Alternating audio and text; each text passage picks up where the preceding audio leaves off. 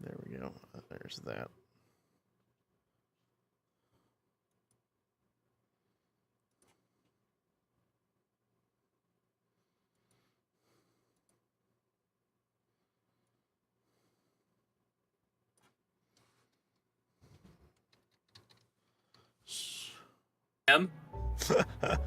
Wow.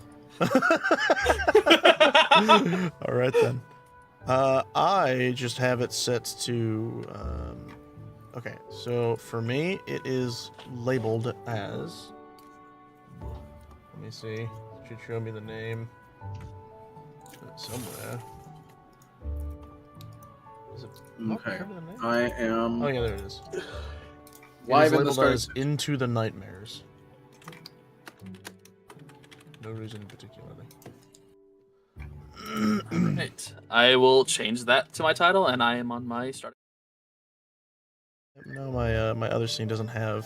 So does that mean? Fuck. Okay. That means... I'm gonna get the collaboration ready. That means whenever I go to do things, I have to, on all my other ones, re-add all the audio stuff. I'll do that later. I'm not caring about it right now. At least I fixed it for the Zelda one. Also, hello everyone on my end. Don't mind me. I'm already live? Yeah, because I was trying to get that stuff figured out. I haven't. It has been so long since I've adjusted any of my audio stuff. I didn't. Just so you guys understand, I did not have a sources for audio. It was just innately using it in my mixer. That's how old my stuff was. Dylan, do you mute the stream or mute the chat? Or very strange. The video. Mute yourself or mute the tab. I'm sitting here. We're not even ready. Who the heck? Oh, thank you, Devror Dwarf, for the follow. I appreciate it. Welcome to the crew. Good. I'm not even. Hi. Oh boy, scared me with that. I wasn't prepared for the gotta go fast. It doesn't look like you're even on your starting student screen, by the way. I'm on my starting screen. Well, I'm not on my starting screen anymore. I decided to just go ahead and make it to where we can be seen. While we finish setting things up. I sent you the collab invite, by the way. I am going to go to my YouTube. Just screw it. A little less crazy. We're going to take a moment and just exist. Hello, everybody. How are you? The link to the streams. Yeah, Whatever I'm we need working to on post that right them. now, actually.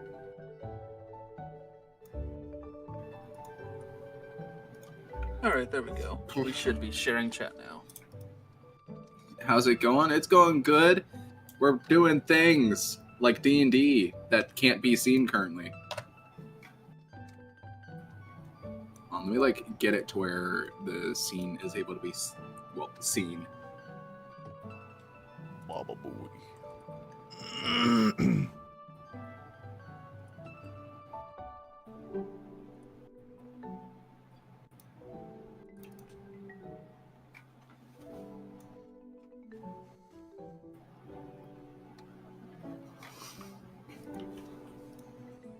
Is it not automatically picking this up?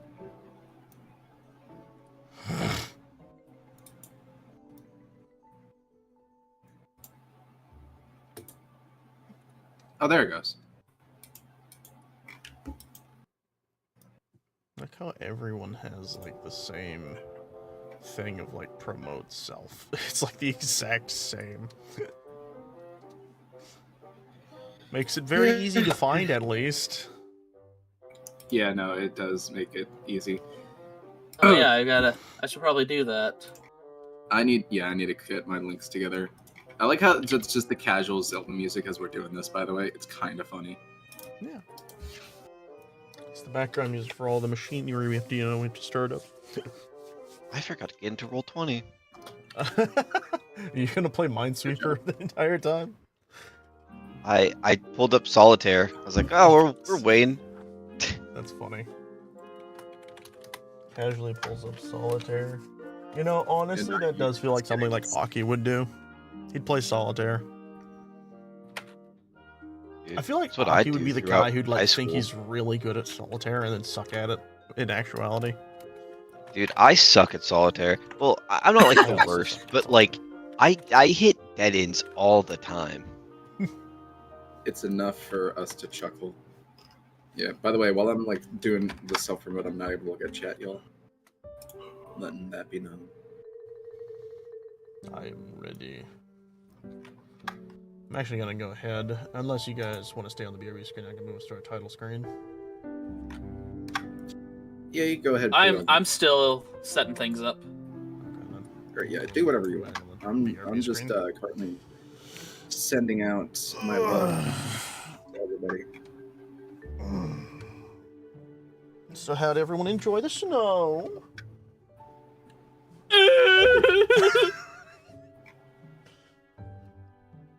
Cameron, did you go swimming in the snow? I did. My dad had to unthaw me after. He took like a hair dryer and just. Hi. So you go live in Lucid's Did. Discord. Thought I would pop in, drop a thought. Oh well, thank you. I forgot that Lucid actively has it set to where it just alerts anytime I go live. Lucid, he's a sweet man. Alright. Is that everything I want? No, I need to throw shade at Twitter. Shade. Shade of me. I exist. I am the shade. Oh my god. I don't think our chats actually are sharing. Oh, it's because I haven't started it yet. Gotcha. There. I was now a bit it's started. confused for a second. Yeah. Don't get me started. I'm getting you started. Oh, you get me Damien, get out of here. Started right now. Damien, it's not your D&D. Get out of here. Damn. Damien is just our version. Also, of hi, Bugs Ducky. Bunny. Ducky. I just like realized I didn't even see that you said words. Ducky. Dicky. No, like every once in a while, some of my viewers they will have a name, and my brain just immediately goes into ADHD sensory mode. Do you ever get like that? Not really, no. Man, I forgot to open up Roll20. That'd be smart. You are not the only one. I'm just Not trying even to our set up stream DM. stuff. Tungsten! Tungsten! Pumpkin. Ah. I Yeah. haven't heard you. Alright, cool. I'm making sure that reactive Fuji works. Dongaton. Alright, I guess I will mute for a second to intro. you do that. My intro is hi guys. How you doing? Doing good. Hi. Hope you're doing great. I am here with several people that I Yeah. will introduce shortly. Will you introduce them? That is the question. Will I introduce you? Who knows? I mean, Nobody. you're only the dungeon master. It's not like you're important here. Yeah, exactly. No, I'm just gonna have an AI version of myself do all the DMing from now on. So I don't have to do it. No. You know, I did put myself into an AI once just to There we see how like good of a conversation I could have with myself. That sounds should have given it- so- More information. Because it was not good. Oh. Yeah, I'd imagine so. Just not answering at all. Hi, Celeste. Hi, how are you? I'll be back. I have to figure out the virtual camera. Okay, have fun. I am the AI. Nice. Are you? No. Yeah, she is. Jeez. Oh, Have you guys seen that one? Clank a link I guess it's over a VTuber where it's like this programmer made an AI and it like gave it like this like anime girl avatar, and he'll like have her do things for the stream. Oh, He's got, like, it's background like it's got character. like a little turtle. Vito! Yeah. Beetle. Vito and Yeah, Osama! I love them! Yeah, dude. I've been watching clips and like, oh my god, it makes me want to believe AI is like truly sentient. They were like in VR like chat type of world, and like they were talking, and I think she was bringing up the point of like how she wants to be sentient. I was like, oh no, it hurts my heart. Cody, you want me to tell you something funny? Line of coding. What? Beetle and Neurosama was the inspiration for Celeste Minecraft daughter. You know, I'm not surprised. I'm Oh not. my god. One of my favorite, more recent videos from them was it was like the clip where he was talking to chat, and then the robot is just on the side glitching out, looking at him, and he's like, "Are you okay? What are you doing?" It's like just staring wide-eyed. I think it even had its arms crossed. It was just kind of like looking at him. It looks like when your parents angry at you and they don't want to say anything, so they just stare at you from a distance. It was doing that to him, and he's like, "Are you okay? Did I do something wrong?" It was funny. That is a They use of feel AI so that I approve of. human. Well, Yeah. Are we waiting for the monkey? It's okay, Neurosama. You can have that RAM. We ain't mad at you. you can have Oh my the god. run. All right, is everyone here? Just a little roll call here. Cameron, you here? Here. All right, Jacob. Here, here. Yep. Tell him. Oh, That was like a few bits from just sounding like that one meme, like, oh. Ethan, are you here? No, I'm inside the closet, and I refuse to come out. I don't think you're in a closet. I think you're in a tube. I half expected him to fucking. The pits of hell, where they are burning my flesh slowly and agonizingly. All right. Interesting. Anyways, I think with that aside, let's do the actual intro, shall we? So we're gonna. It's an intro time. We're gonna move over to the intro. I'm gonna click a button. I'll see you guys there. Bleh.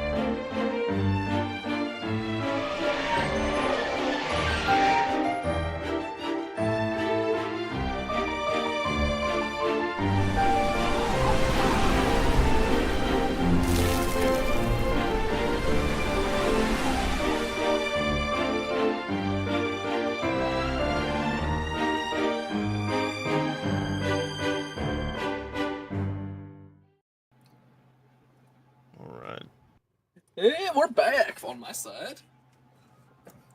Just holy Welcome, cinematics, Batman. Everyone back to Calamity Remains. Once again, I know we just kind of did it a little bit ago, but it's okay. We're going to do it regardless. We are brought together with my great players, Burbo, played by Ethan. Hi, this is the first time I'm doing Burbo's voice today. Very. We have Velk, played by Dylan. Hey. We have Aki, played by Jacob. Hello. And we have Tonkin, played by Camerone. I don't know. Yep. And me, played by me. Who knew? All right. So I'm going to go straight into the deliciously delectable recap part of this, where I have it actually written down. Are you all ready? No. Everyone paying attention? Last Yes, night, sir. remember, I got knocked out. This is true. The last time on Calamity Remains, our group made their way out of the Karkar Bazaar after experiencing their own unique instances while asleep or awake. Ah, my screen moved. They then headed their way to Gerudo Town after promptly preparing for the heat, but once they arrived, they discovered the trouble was afoot. The whole town was seemingly under siege by the creatures known as Gibdarvas, and they may not have been alone, as the entrance of the palace was somehow blocked off by a strong magic wall that was infused with dark evil magics. After helping the Gerudo warriors fend off the creatures in a long and grueling fight, Aki let the others go into the palace without him so that he could help heal the wounded. Upon entering, however, they were met with a rather distressing scene as two masked figures stood alone surrounded by severely wounded Gerudo warriors and even the head guard Buliaria, I believe is how you say that name.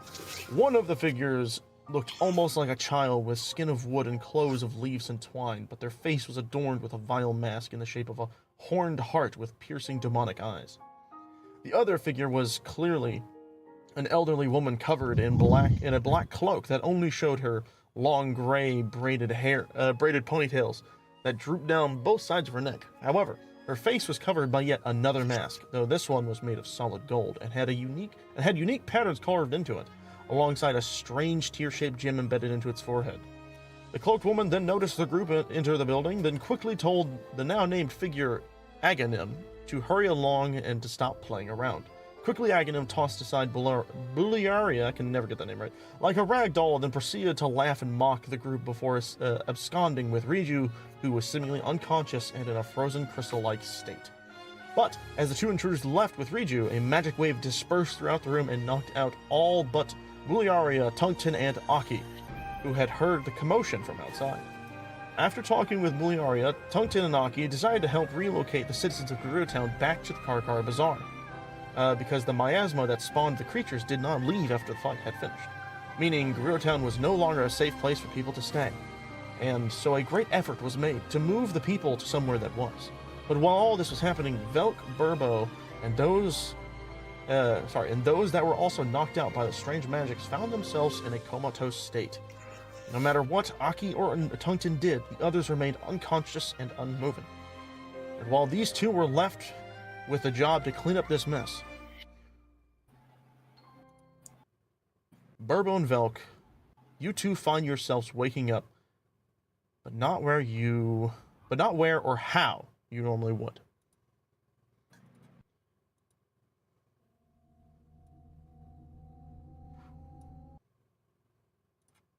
Ooh. What the fuck? Oh no, this ain't no a friendly game anymore. You're not in Kansas No. anymore, bitch. You both look Shit. around and see that you and your environment has changed. You yourselves are now slightly transparent, but with a faint, familiar golden glow. And the midday desert town that you were in is now a strange and eerie nighttime forest. You then notice that the world around you is also a strange reddish color. And then when you glance up through the canopy of the trees, you see a rather jarring sight. Where the moon should be, a large moon-like face with demonic eyes takes its place. With all of this in mind, what do you two do? Also, I just realized the music is still playing. I try to perceive what's happening with our bodies and the environment around us.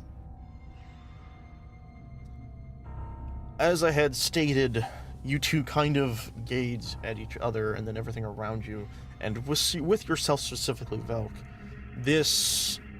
it is, as I had said, you are transparent. You can see through yourself. It's not in the sense of, like, you can see all of your bones and everything. It's more like, literally, you can just see right through yourself, with only, like, a tint of yourself being there. But there is this faint outline of, like, a faint, shimmering golden light that, if you want to, you can roll a history check. Also, hey, Ogi. I'm gonna do a history check. Are you kidding me? Ooh. Great first roll of the session. Yep. This area kind of has you more lost in the sauce, if you will.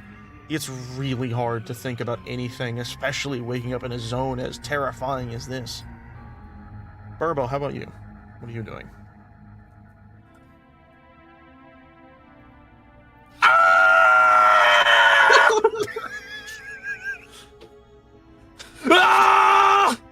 Wait, Burbo! Burbo, calm down! Burbo! Jesus Christ! I don't see him doing anything else but screaming. Goodness. I ignore him and I start walking around, I guess. The moment you do this, you then notice that you, in this space, appear not to be quite alone. As all around you, you see multitudes of these almost motes of silvery flames that kind of float around and dance around you. Man, screw that moon, LOL. Okay, hey now. He just showed his beautiful face. What do you mean? But Yeah, well, you gotta do something. as you see these flames kind of floating and dancing around you, you notice that some of them are large and some of them are small. And by large, I mean like football sized to baseball sized. And not even moon. And as you kind of glance at this, you see them dancing around you, and then slowly slowly becoming closer and closer to you, but then drifting away ever so slightly, and kind of repeating this fashion. What color are they? They seem to be a silvery color. Silvery color of just like this orb. Okay. I guess orb I of walk flame. up to a bigger. Yeah, I walk up to a bigger one and attempt to touch it. You do, and your hand goes right through it, but the moment you do, you get a flash of almost a vision. All you hear when you do this and see is the panicked face of a Gerudo warrior looking around aimlessly in a similar situation as you are in, but they're just in almost a barren desert wasteland, looking around, and all you hear is them panicking, be like, where am I? Where is everyone? What is happening? And this is what you see as you suddenly jolt your hand back away, noting that the flame was not hot, it was cold, deathly cold, as you pull your hand back away from the flame. Valk, don't eat that rock! What? What rock? Don't eat that rock! What? Huh? Don't eat that rock! It's red! Are you talking about the moon right now? No, the rock you're touching! It's not even... Okay. Also, yeah, no, don't eat that moon either. I don't think... Burbo, you know he's touching a flame, right? Is he? Purple breaking the fourth wall! Straight to the DM. What's a DM? You can only do it. Where are we? Who are you? Are you Valk? Burbo! What? Shut the fuck up! No! I was gonna wake up and I was gonna buy some rock roast for the nice Goron in the Gerudo town! Hold on, let's think for a second. Let's see. Think? We... You Yes. have a lot of faith in me, Valk. Okay, you sit down. No. Okay, then stand there and stay still. Take a deep breath.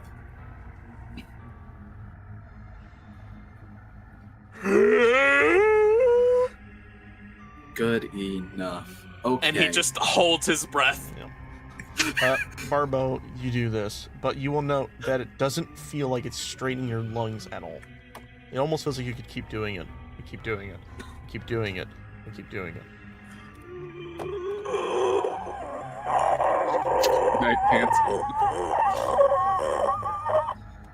Okay, so we were at the palace.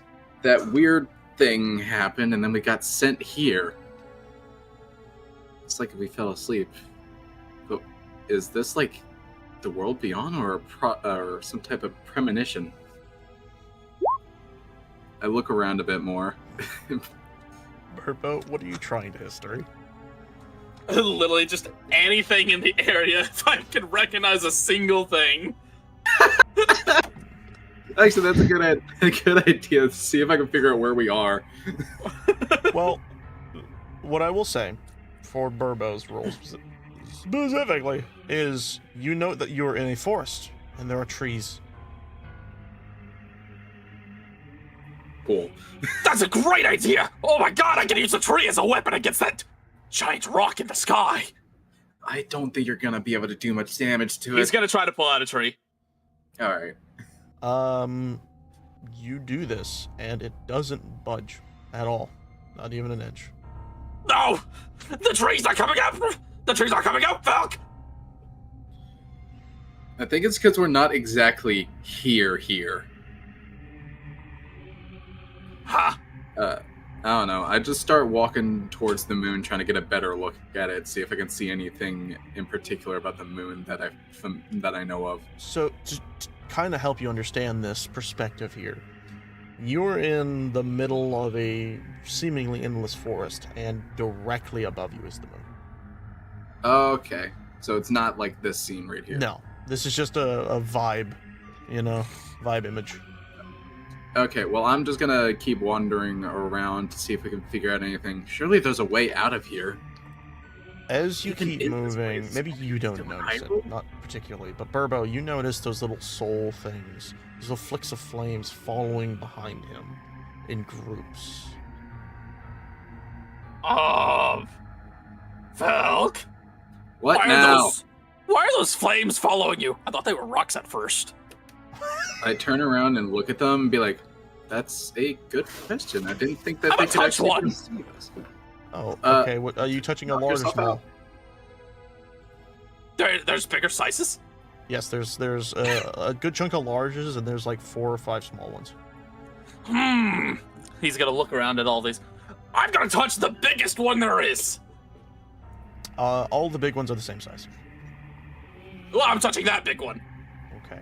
You touch one of them, and this time you see not a Gerudo warrior like Velcad. You see what looks to be a Gerudo woman who is adorned in more teaching attire. She is much more well kept. She has little glasses and stuff. And she's looking around for her like, where are the kids? Where are they? And similarly, it's in this massive expanse of desert, and she's frantically looking like, children? Where are you, children? And then immediately your hand gets pulled out again as this scene overtakes you, kind of jump scares you almost, as once again you feel cold on your hand. Ah! Velk! What'd you see? There's somebody in there! They're looking for their kids! It's a Gerudo they're- woman in a desert! Is it a mother? Maybe? I don't know. I'm They're gonna looking for touch one of kids, the smaller like a ones. teacher. A teacher. Teacher, huh? I touched one of the smaller ones. You do, and immediately you are met with the depiction of that same desert, but this time a small child Gerudo. She is looking around, and she is just terribly scared. She's like, is anyone there? Hello? Is anyone there? And then it cuts back, and you immediately feel all that take over, and you've experienced it once, but still a little jarring. You slowly retract Wait. your hand. Burbo, I just thought about something. I have 2 theories. It's the mean lady! The mean lady that knocked us out! Yes, but I have 2 theories. One, we're dead, and we're in the spirit realm. What? He just starts panicking. 2, our spirits got sent here by whatever magic they pulled, and these are all the spirits of all the others that got affected by it. We weren't the only ones in the vicinity. There were kids there too, I'm pretty sure. Does that mean everybody at Gerudo Town's dead? Wait, then No. why is it only you and me here? Where's Tungsten? Where's Aki? That's a good question. I don't understand why we're different. Maybe they're than in the one of others. these flames. He's gonna touch another flame to try to find them. Big or small. He's gonna touch one of the small ones this time. You see another female child, Gerudo, kind of walking around this aimless desert, kind of more kicking her feet at the sand. Says, "This is stupid. I don't know where anyone's at, and I'm stuck here in this stupid desert." Just kicking the sand, and then it cuts back to yourself. Oh, that one was a child.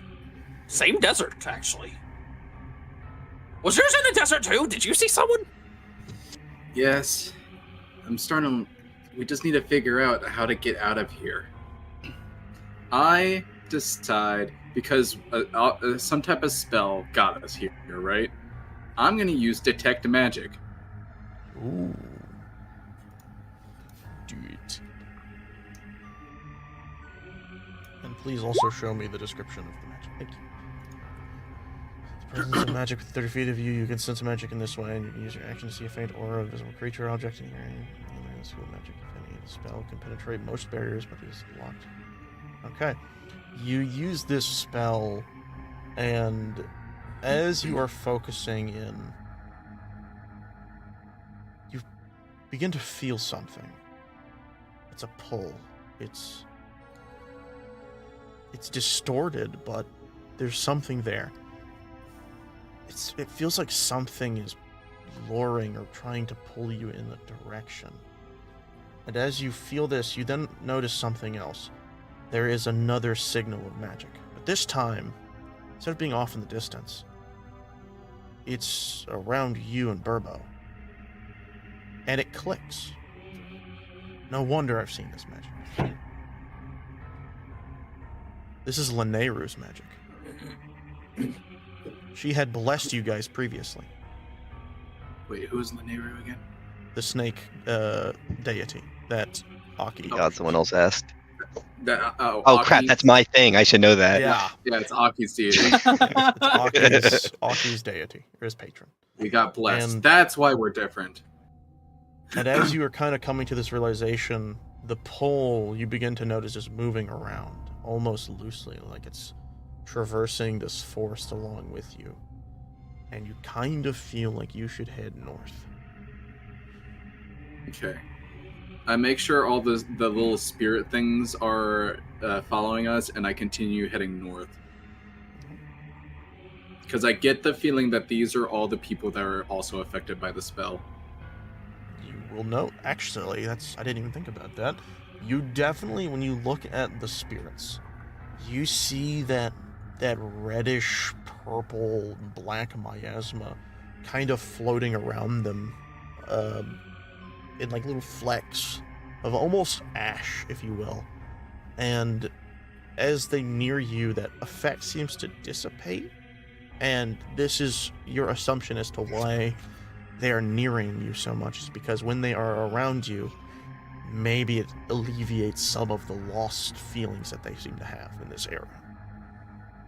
Okay, here's what I'm doing. I'm gonna grab my cloak and like bundle them all up and start carrying them with me, like over my shoulder. Sure enough. Hopefully they don't just phase through. Weirdly enough, you would think they do, but sensing your will to take care of them, they do actually kind of bundle up. Alright, Bobo, You we're can going just this way. I grab them. sense something. I mean,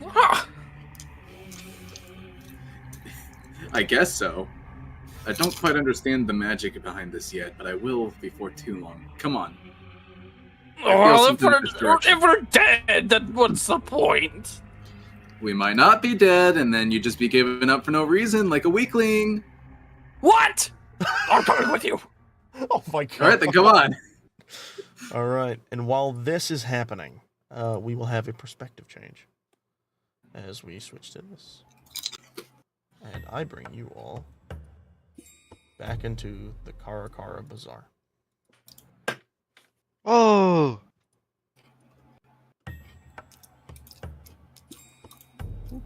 Why is the background obscenely bright? It is really bright. What the hell? Here, I'll mesh it to this. Save. There we go. I don't know why I did that. Tungten and Aki, you guys have been working with Buliaria and all the remaining Gerudo folk to traverse across the desert once again to head back to Karakara, and hours have passed. You all have felt rejuvenated in this time, and as such, I have already given you all a long rest, as many hours have gone by. And as you all have successfully made it back to the Karakara Bazaar, and everyone has kind of dispersed themselves around, you begin to kind of search everything around yourselves as well. With that, what are you guys doing? So I forgot to... Okay, there you go.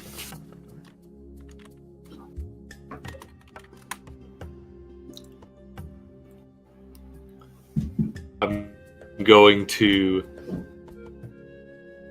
poke Burbo a few times to see if he's breathing. You do see that he is in fact breathing. All of the people who have been unconscious, they seem to just be in this like almost endless sleep. I think you're picking a poor candidate to wake. Is anyone gonna wake here? It's not gonna be Burbo.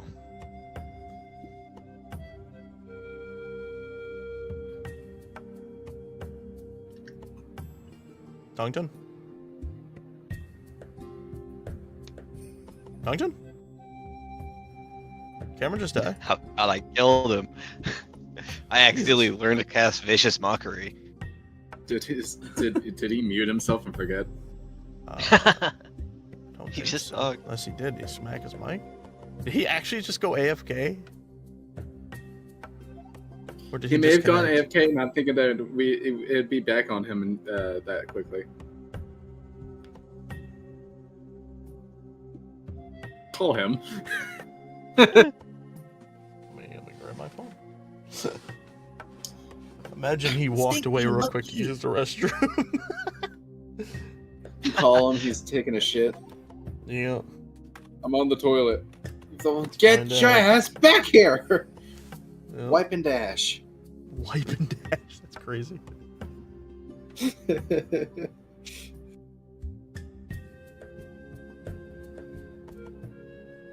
Wow, he really just walked in at the worst possible time. Love him to death. I was listening intently at the scene, and I had a whole thing ready. Knock, knock, knock. All right, boy, can I bum your car? Yes, you can, Dad. Love him to death. He's an amazing person.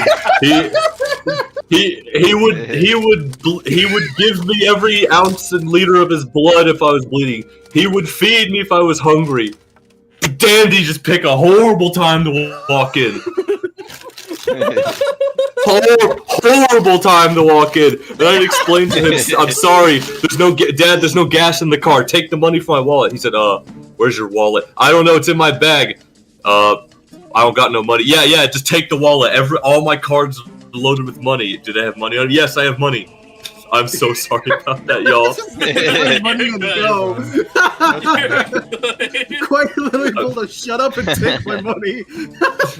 I did, and now I haven't even transferred money yet, so I can't real quickly give him some money. I'm so sorry about that. But yes, I'm back. I fucking poke Burbo.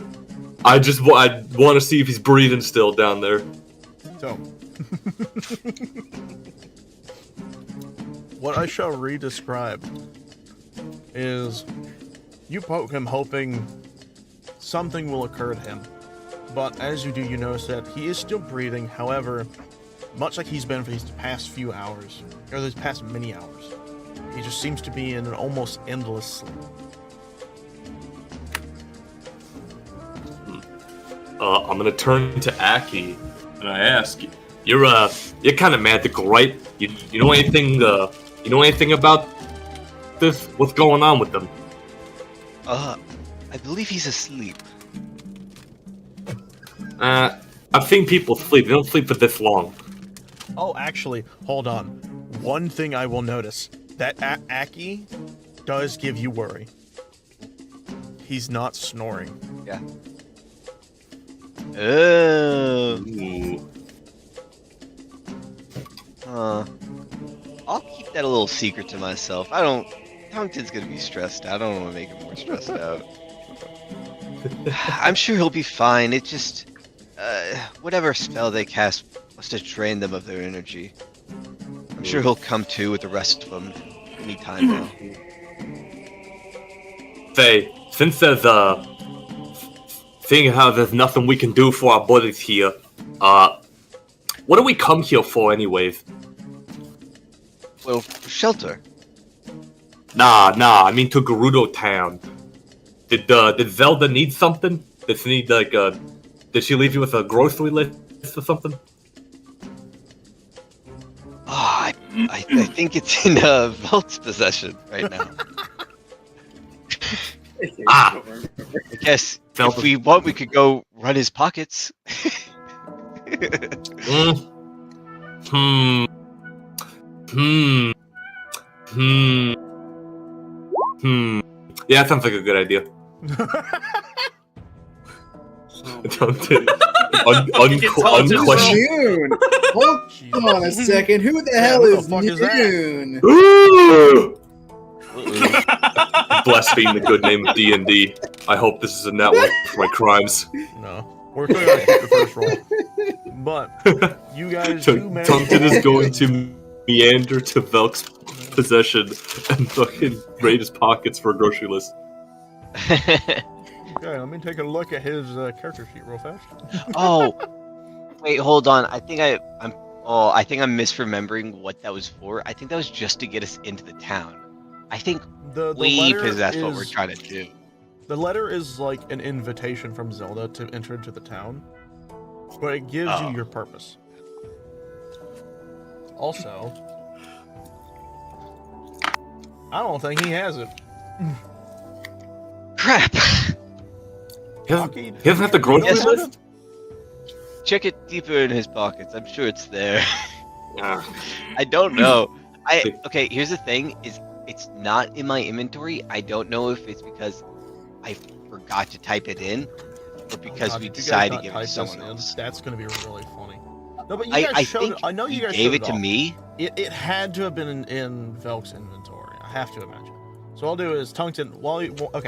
We'll just say it clearly. You do eventually find Zelda's note, and I'm going to just put it in your inventory as Zelda's note. Or actually, excuse me, letter. I can't type. Yeah. Get it right. First thing Tungten does this episode is dig around in Velk's pockets. Just number one objective is just raid Velk's pockets. Sorry, Velk.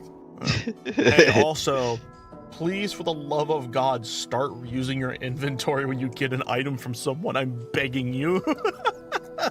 I'll think about it. Yeah.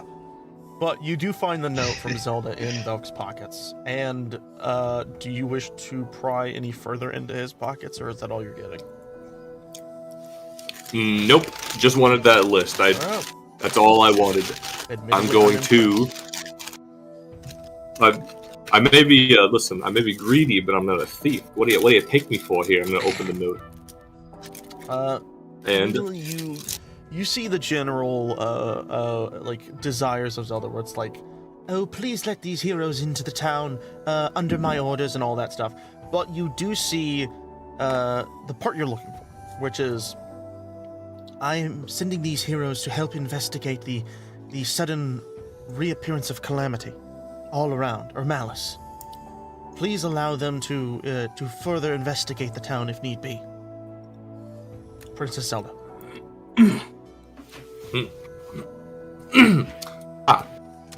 ain't the grocery list I was looking for, but I found our objective. Well, I didn't actually believe you would find a grocery list, but that's good too. So, it's pretty safe to say that the town over there is possessed. Possession is an odd term. Yeah, some magical inclination with it. Definitely. So, she sent us here to investigate, but what are we supposed to do about that? That place is possessed. I don't know anything about ghost hunting.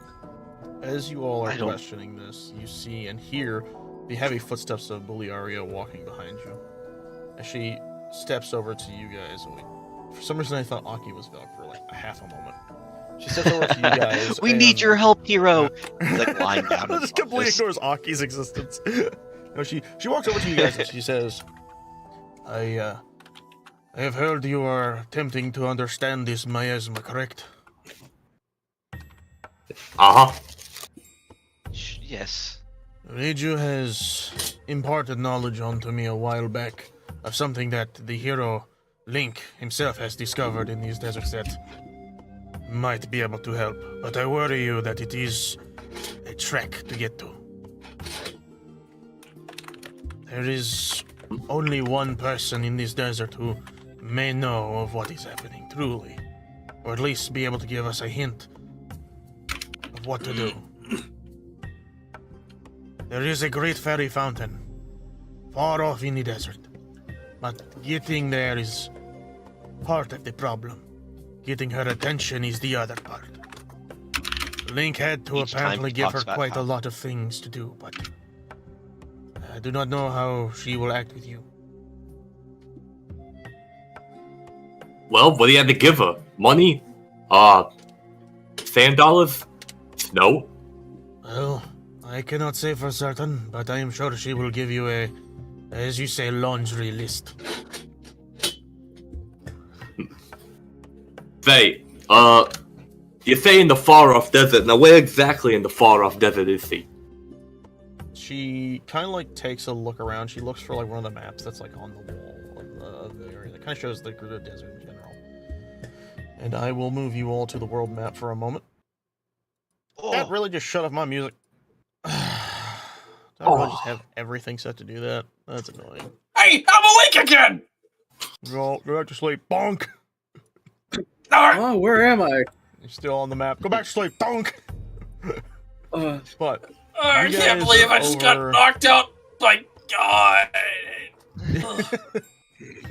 who else would it be? Anyways, let's move you guys back over here. So you guys are exactly over here at the Karkar Bazaar. The supposed fairy fountain, however, is, if I can, let's do my measure tool. Can you all see my little arrow moving? Uh-huh. Yes.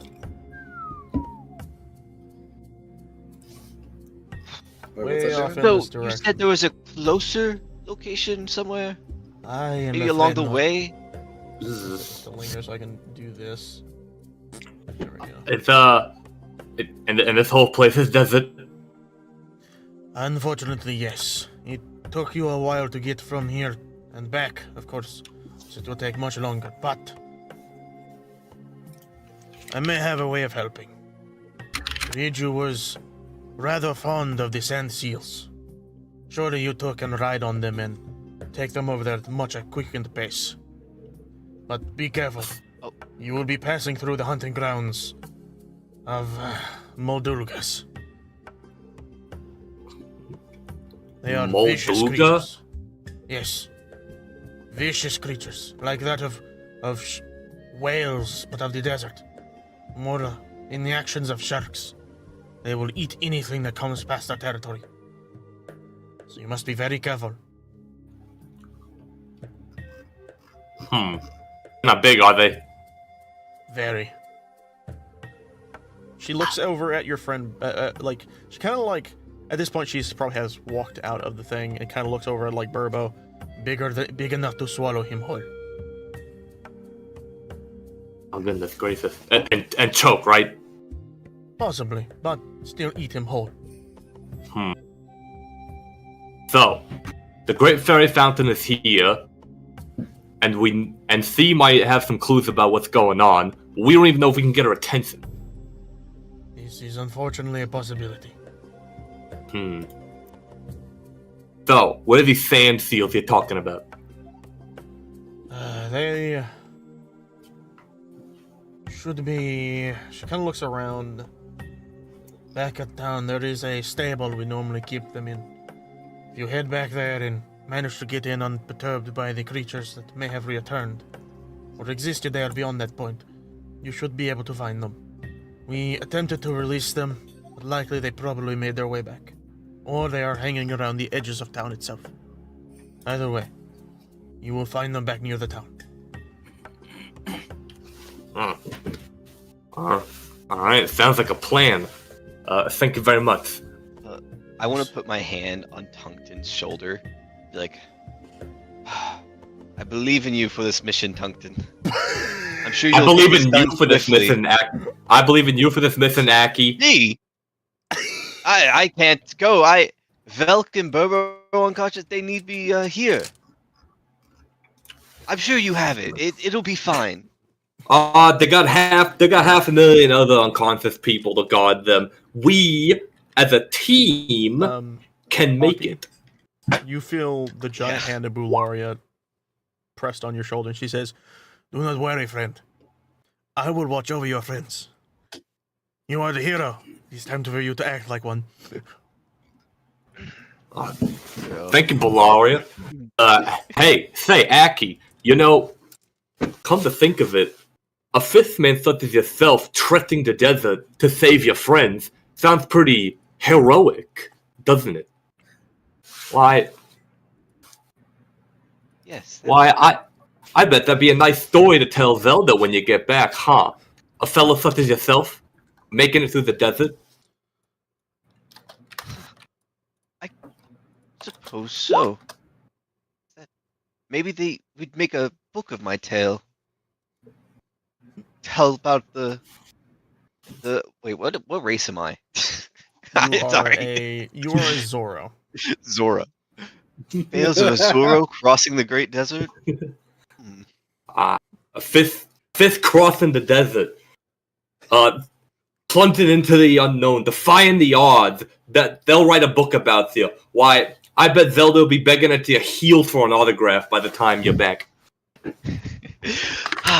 We'll do it. We'll cross this desert. We'll make it across. And we'll save everyone by doing it. Good to hear, but there is one problem. Uh-huh. She looks down at you two. What's that? You two are not dressed for the occasion. But do not worry. There is someone who had made sure to bring some of our extra clothing, we shall say. These should suffice, but they will be needed to be returned once all of this is dealt with. She looks down. Let me see if I can find the person. I don't remember their name, so I'm just gonna pick a random person. I think it was this person. She looks over and down and she says, "Isha, could you bring me the clothing that you brought with you?" And you look down, you see another, you see this other person way out on the cross side of the pond, kind of look up and like, I'll bring it. I'm on my way. And she rushes over by these trees where you see like a crate that has been stored for some of her belongings. As she picks up what looks to be 2 bundles of clothing and starts to walk towards you guys. Oh wait, yeah, I'm gonna, as I said before, I had you guys outside. I'm gonna drag you all out there. Be like, release right there. She walks over to you guys, and then she also the music stop stopping my music. I just noticed it. That's the wrong one. Stop. I'm having problems with music today, I swear. She walks over to you guys and she hands you these pairs of clothing, and for the sake of understanding, these are what's called Desert Vo sets. These are the desert traversing armor that do give you a bonus to AC and give you heat resistance. However, they are rentals, not something you could permanently own. They also will make you look like girls. So the tails, will they exclude the part where I'm wearing a bra? I'm afraid this is all we have. As you see, she looks like literally ushers to everyone around you. All of us are females. Ugh. But I promise you the armor is worth the bonuses it will give. I'm gonna like football huddle Aki. Aki, what do you say we just leave this part out of your story, huh? I request as much, yes. Alright, how much for these girly frilly sets of armor here? Isha kind of looks over at Buliaria. Buliaria holds up her hand. She says, "Do not worry, Isha. I will pay you back for this 100 tenfold. I promise. But for now," she looks over at you guys, "you can consider them for free, and when you return, they must be back in good condition." Aye, aye, Captain. We'll bring them back all nice and clean. We're gonna put them on way over there. Yes. Why not in front of everyone? We're all women here. Oh I no, agree with that. We have business over there anyways. We'll head over there This is first. It is okay. Isha, come with me. We shall attend to everyone else around. Yes. And the two kind of just continue walking around together. Make sure everyone else is, like, their stuff is all set up and everything.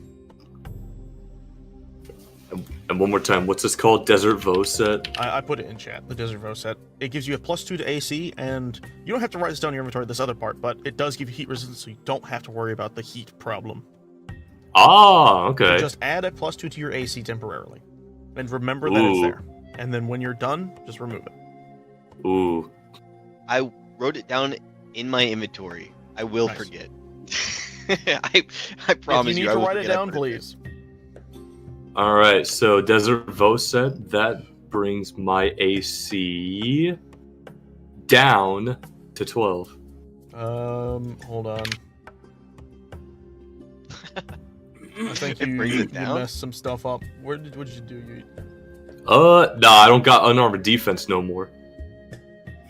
Oh, that's right. Good point. Yeah, I don't got unarmored defense. This. What if he goes without the top part?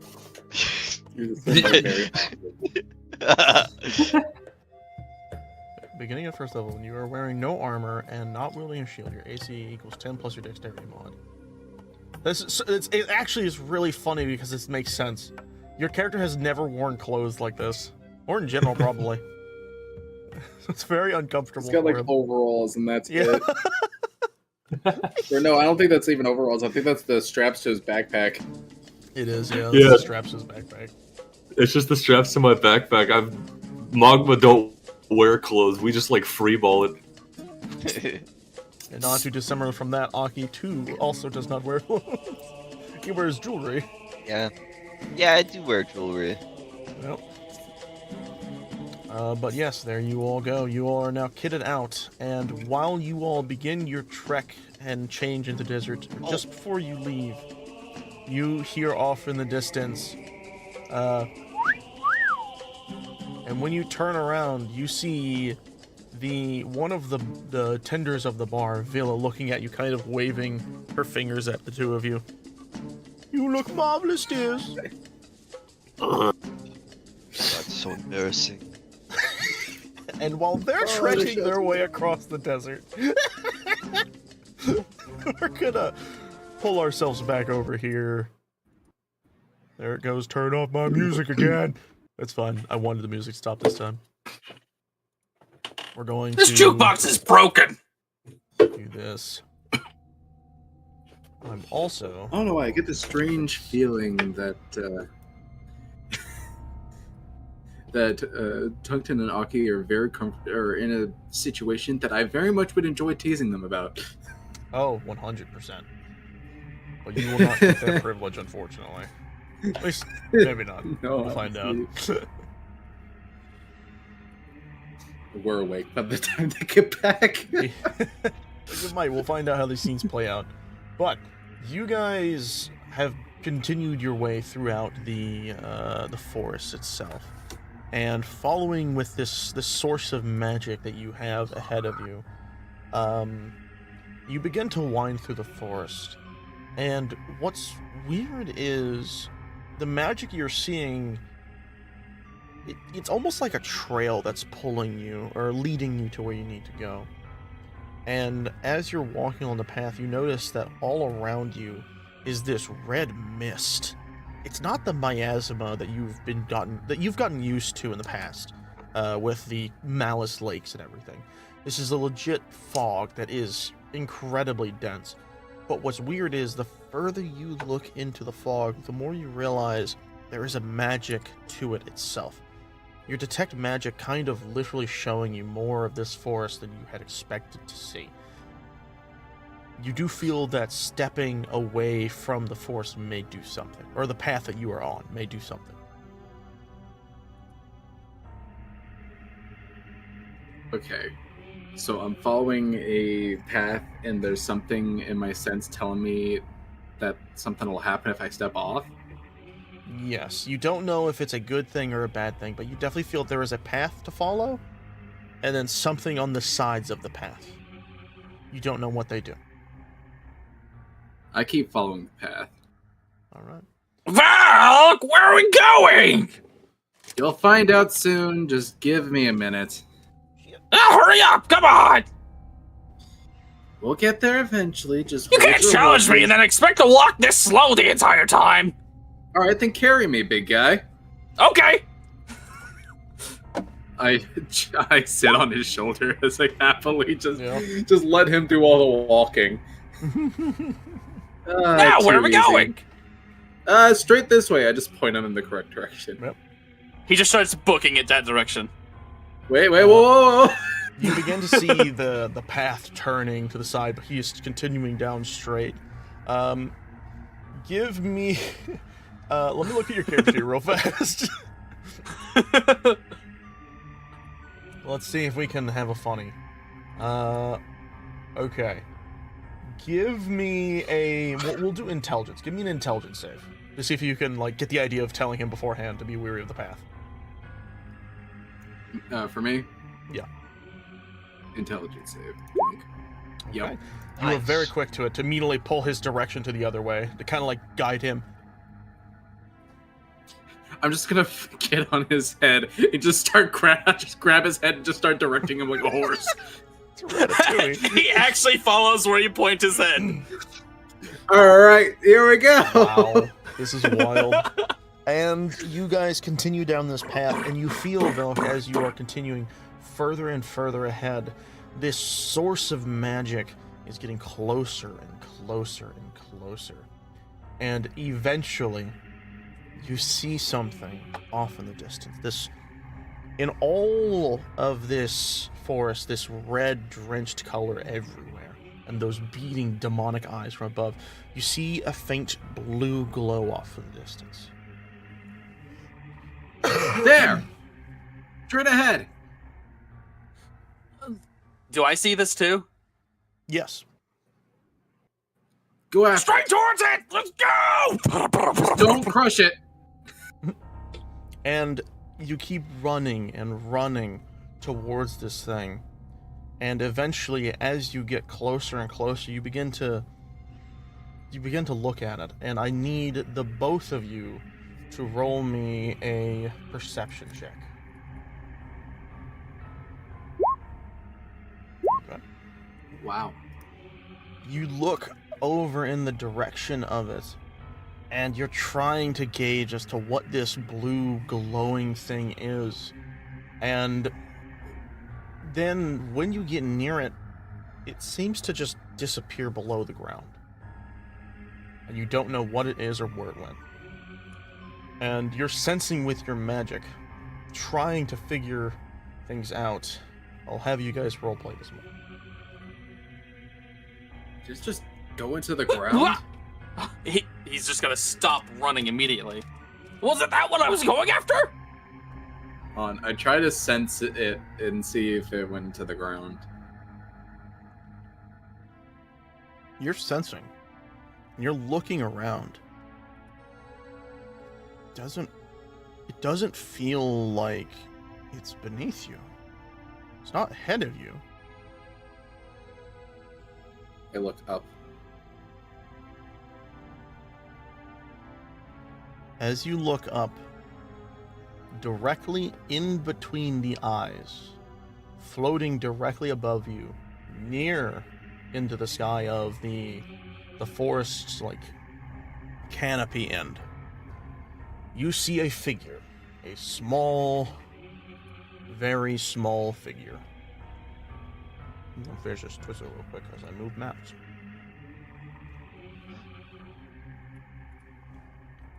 Oh, Let me actually move you guys over real quick. Boom, boom. What? As You make floating that in the token sky bigger. directly above you. what is that? What'd you say? thing? Just whenever you get it, I want to see what this thing actually is when you can make Okay. the token bigger. I know you're about to Yeah, describe Yeah, it. Make the I'll make it icon big so really you big guys for can a see it. sec. As you guys look up and you see this weird yet small glowing puppet-like creature wielding this gigantic scythe, and below its legs hangs this glowing blue lantern. And as you notice this, it immediately rushes into you guys for a surprise attack.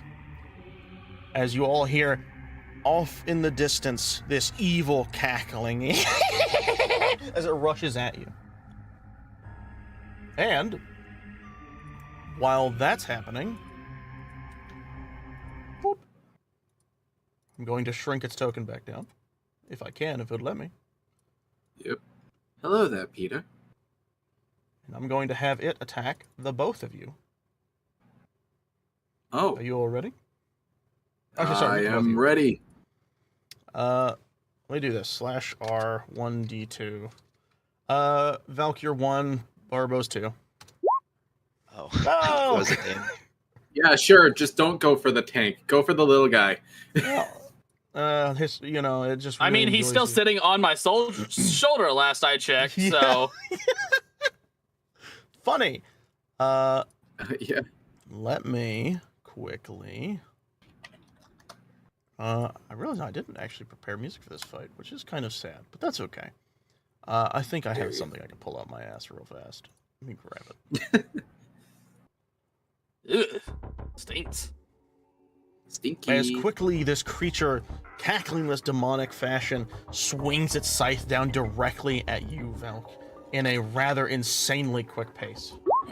Oh, wow. That hits. You take 3 slashing damage and 4 necrotic damage as it cleaves right into you, and you feel yourself almost like what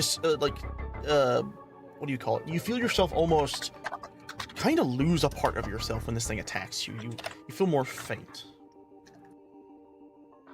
As it then lands next to you and looks at you and goes, Ow! You little. Christ. Alright, with that, we're going to pull up a semi-turn order. You all know what to do. Oh, wow, that's a little sad. That's a little sad right there. Okay. Woo! Alright, stretch. Thank you, Ultima, for the stretch and the hydrate. Ah, Yep. hydrating. I don't have a hydrate redeem. Ah, But I do have water. Okay, I should probably I like guess actually do all this. y'all, we have to hydrate now. What is with me in the nat ones today? That is the third nat one, and we barely started. Crazy. Ah, I'm being told to drink water. Oh my god. Agua. I'm drinking. I'm also gonna kill this guy. Burbo, Ah. it's your turn. Don't touch my friend like that. Aki is your being. You know what? Yeah, rage. Don't touch my friend like that. Going into rage. Bitch. Nice. I'm already dead. I don't want to die again. Where is it? Come on. What are you looking for? There it is. Oh my god. Damn it! Third nat one in a row. You can... No, you already did the action. I apologize. I was gonna say you could recklessly attack, but you already did the action. So you go into swing, and this thing immediately... It's almost comical how quick it does it, but it jumps in the air and uses its scythe to move around your hammer and land back where it's at. And again, you hear... Ah! as it Oh goes... shit! As it floats up next to you, and immediately you see as it spins around with its lantern and goes in for a swipe. And it actually misses. You duck your head just in time not to get hit, Burbo. Velk, it is your turn. Alright, let me refamiliarize myself with my spells real quick. Yep. Alright, so I'm like pissed off. That fucking hurt. Yes. So I'm a can this like do its thing? Can it do its thing? Can you do it? Can you? I don't think it can. Lower the number. It can, and it will. I'm gonna use Shatter. Oh shit. Did it just not do it? Did it not play it in chat? What is going on? I'm not seeing anything. You sure you did it right? Don't say anything. I did. I should have. Submit. Why aren't you doing it? Do I need to reload the page? You're I'm doing refreshing the Shatter, page. right? Boom. You do level 2, I assume? Yeah. That's weird. Yeah, it's not doing open. shadow. All right, see you later, Peter. Thank you for stopping in. See ya. Well, either way, I'll do this. There. Yeah, for some reason it's not doing the spell. I don't know why. Let's see what we gotta do. Sudden loud ringing noise, painfully intense eruption, 10-foot radius sphere centered on the Constitution saving throw. It has save of 15. Damn, your save is really high. Constitution save, let's go! It failed. Oh yeah. Takes 3d8 thunder damage on a failed save. So roll 3d8, baby. Alright. Also, you Real just reloaded your quickly- page. I have a question. It's very important. Is the music still playing? Yeah, it's still playing. They updated it. I knew it. I had suspected that. That's Back then, nice. if you reloaded, it would not play the music again, but they did make a system where it does it. That's awesome. But yes. Awesome. Ultimate telling me to hydrate. So roll 3d8, and then we'll see how much damage you do. Hold on. I'm gonna try submitting this one more time. Yeah. I'll be impressed if it works. It didn't. No. I don't know why it's not working. Roll 20 is probably just having a moment. But yeah, just 3d8 damage. Alright. 8. Boink. Jeez. All right. You do this, and you see immediately as this thing screams in agony as this effect warbles throughout its entire being. And actually, wait, hold on. I need to see something because Thunder. wait,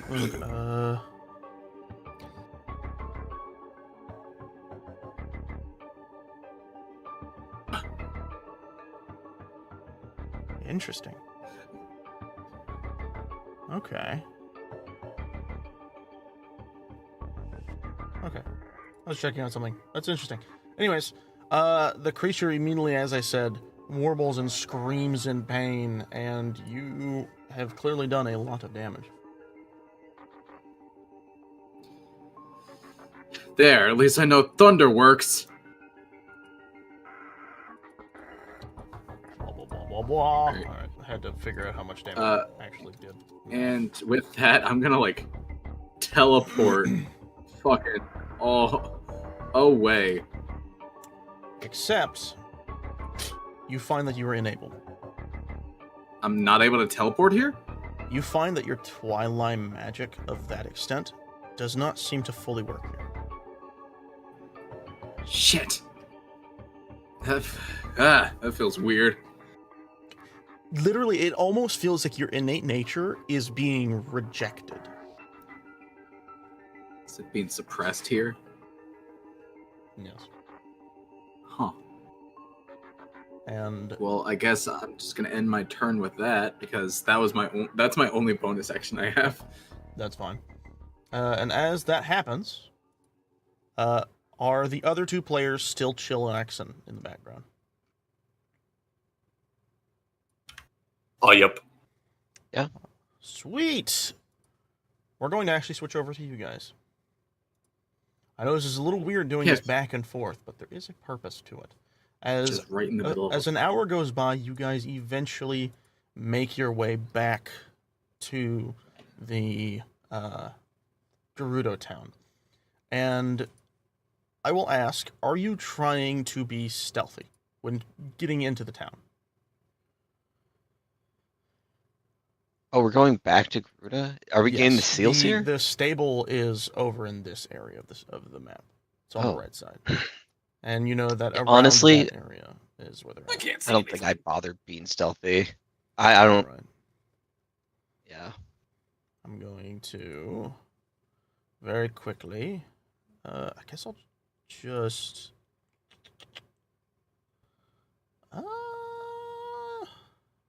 Yeah, I think we'll just keep playing this. So you guys enter back into this town, and as you are doing so, you're looking around slowly, and you definitely know that somewhere in this area, those creatures have returned to an extent. You can faintly hear buzzing and the skittering of creatures. And even so, you look across and you see like this. You see one of them like skitter across and into the palace, kind of making its way out of view. Oh God. What do you two do? I guess I'll motion with my hands for like that we're turning on stealth. You know what I'm saying? Like palm out, finger to my lips, and then kind of wave to go forward. Let's see if I can Yes. put this stuff on. All right. That's a big roll for me. What's with the intelligence?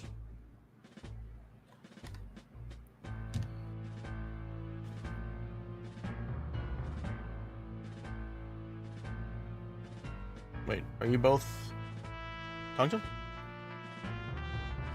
Does Dad come in? Why has that been off? Oh. Yes. Okay. Well, to recap what I've been saying over like 50 minutes while I was shoving crackers in my mouth. No, I would not be stealthy. I would walk in here, feet flopping. Then I saw a thing over here, and I said nothing. I kept quiet.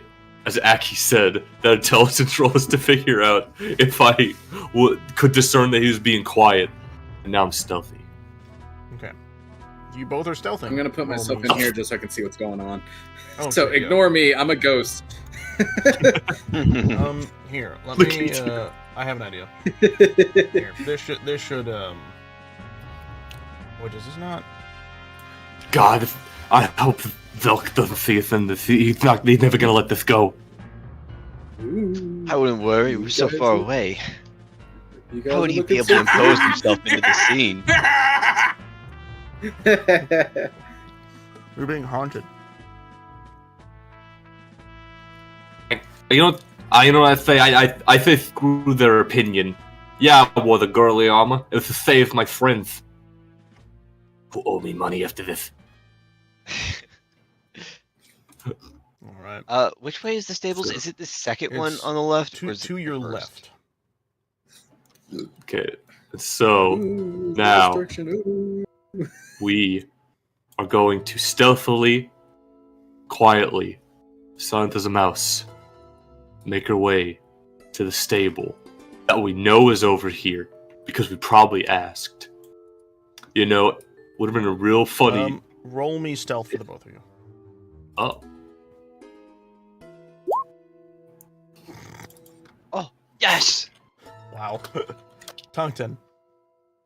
Yeah. You're trying to be sneaky.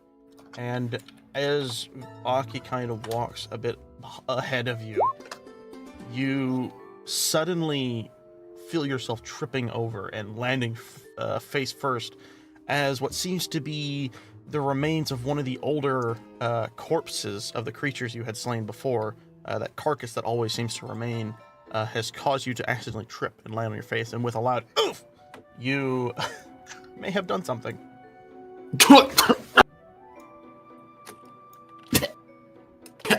I'm gonna look around frantically to see if anyone saw that. More importantly, see if Aki saw that because that was embarrassing.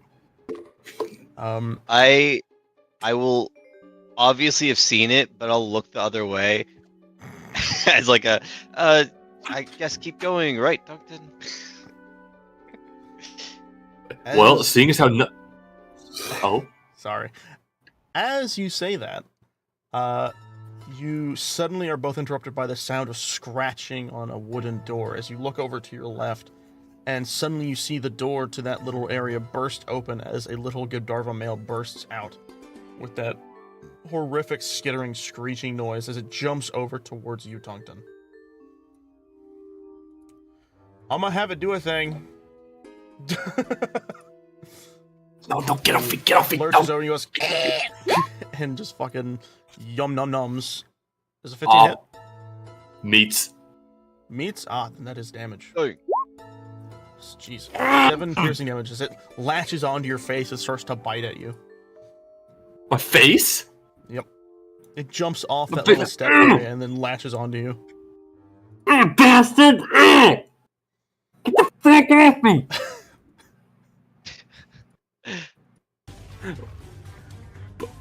Hold on. All I right. I'm going to use a key point Yep. to do. I haven't done this. Well, flurry of blows. All right. Get the fuck off me, bastard! That hits and that hits. Bink bonk. Both are half, so it's 4 and a 3. All right. Don't you make 3 attacks? He misses first. I missed my That's why he first. used Fury of Blows. Oh, But yeah. You, did do you very harshly damage this thing, and it is very clearly already almost dead with your well-placed secondary strikes, secondary tertiary strikes. As it then kind of like falls to the side as you successfully manage to kind of push it off of yourself. As it screeches at you horrendously. Aki, in this moment, you see this happening. What do you do now that it has landed away from him? Kill it, kill it, kill it, kill it. I'll shoot off a radiant blast at it. Oh, it hits the ground right next to it. Dude, your radiant blast should not be missing as much as it does. Yeah, I know. +4 isn't a whole lot, I guess. I don't know. guess I like not. a good amount. Not when Roll20 hates you guys. The creature immediately jumps back and latches on to Tungton's arm and starts to bite at him once again. Ow! What? 15 hit? Oh, Asshole! yeah. Asshole! As you take Same roll as last time. 4 damage. Ow, ow, ow, ow, ow. Tungton's trying to keep quiet because he definitely doesn't want more of this happening. You hit, and this creature is barely hanging on, seemingly living by just a hair. With my bonus action, I fucking kill You it. hit, and you kill it. Yes, immediately it explodes into viscera as you swat at it once more, and it lays there on the ground dead. And now, knowing that this place is still crawling with these disgusting critters, we move quickly back over to our other fight. As I'm just going to keep this music playing. I think this music is fitting. You guys had just witnessed the imp attempt to hit Burbo, and it missed. Velk, is your turn once again. Alright. So, What is so this this right there, right? Creature is trying to get you. Yes. How big is this thing? It is honestly, with the scythe, it looks a lot bigger, but in person, it is probably the size, just like a little taller than like a child. In total. It's a little taller than a child. I'm gonna But- like try and grab it and grapple it. Okay. Roll. I guess roll to hit with like strength, just flat strength, to see if you can even attempt to grab it. No. You go in for a quick like dash and grab, and immediately your body phases right through the creature as it again cackles and then moves away from you. Are you kidding me? Burbo. Does that count as a full Yes, action? that would be an action. Damn. Burbo, what do you choose to do in this moment? Burbo? Oh, Oh, he went to go he piss. bathroomed. I did not realize he bathroomed. That was a while ago. Is he pooping? Wow. Is he still pooping? Why is it that every time we're in a D&D he has like stomach issues? It's Pavlov. I guess. Then I guess while that's happening, we'll switch back over to the other perspective. It's just knowing it's Burbo's turn. Yeah, we're just gonna have that Celeste, stalling on Burbo's turn. I'm uh, going to have that in stop chat. turning off my music for the fucking thing. I hate that. I hate that they keep doing that. Every time I switch over to certain maps, they just stop my music. Stop stopping my music. All right. As you two are now once again in the situation that you're in, you're trying to stealth. Continue your movement, but as if it is a turn. We'll start with Aki. Okay. Do I need a stealth check or anything? How's it gonna work? Using your previous stealth check, and then Tungsten, I'll have him re-roll on his turn. 20, 25. All right, Tungsten, re-roll me your stealth check now that you have successfully moved this creature to its deathly place. Much better. This time you were able to easily follow alongside Aki. You two both slowly making your way. 25. And as you do, you two continue to move forward again, Aki and Tungsten. Aki, move your piece as you wish. Okay. Okay. 10. Actually, I should probably stay on this. Go into this little shelter. Alright. Sneaking. Alright. As you guys are kind of doing this, you kind of looking around for anything to happen. And that's when you notice, Jesus! Valk! You bastard! Velk's fucking ghost is just like Fortnite dancing on us, I guess. Assuming, as you notice a creature walking in and then crawling down, not fully noticing you all. What are you wanting to do, Aki? I think what I'm going to do is I'm going to pull out, like, the thickest silver object I have on me, whether that be my trident or a piece of my jewelry. I'm going to try and get a reflection out of it to look down the hallway. Oh, interesting. I imagine your trident would probably be more reflective. I don't know exactly. Unless you'd say you would carry a mirror. I think it's fitting, but I don't think I have. Yeah. Regardless, roll me a perception check. Look at his pose. You mean to tell me this guy doesn't carry a pocket mirror? Whoa! Whoa! Hey there! Why'd that happen? Hey. I went to pay What's something. up, I guys? pasted the entire village. So are you helping us now, or? No, go ahead. No. Can you pretend? Can you pretend you didn't see the armor? Why the fuck that happened? I literally was like copying one of the creatures and it pasted the whole damn village for some fucking reason. Okay, what are you trying to know? I'm trying to see if I can get a count on enemies ahead, if I can see the stables and livestock anywhere over there, and just any sort of danger, really. Gotcha. Well, what I will tell you is, with a 19, which is very good, you immediately tell that down the way there is 3 of the little fly guys that without the wings, the little G'Darvas, but you see one of them head down a tunnel nearby, or one of those pathways, and seemingly disappear out of view. And as you notice that, there are 2, but then down on the entire opposite end, where one of the G'Darvas is heading towards, you see what looks to be one of the seals, kind of cornered by this creature. It seems to be trying to, like, bark it away to an extent, or trying to, like, be imposing to kind of scare it, but does not seem to be working against the G'Darva. What do you do? So it looks like the thing's about to attack it. Yes, it looks like it's Since crawling I'm getting- towards the creature to attack it. That'd be great. What's happening? What I thought.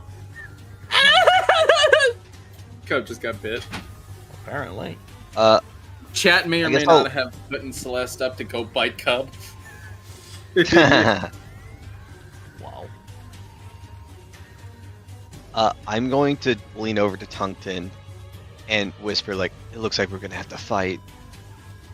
Ah, jeez. And then I'll summon my Bow of Radiance, or whatever you want to call it. Yes. Step out and just take a shot at the first enemy. I'm going. Tungton is going to feel around his pockets like he's looking for his wallet. Aki, got any of that healing?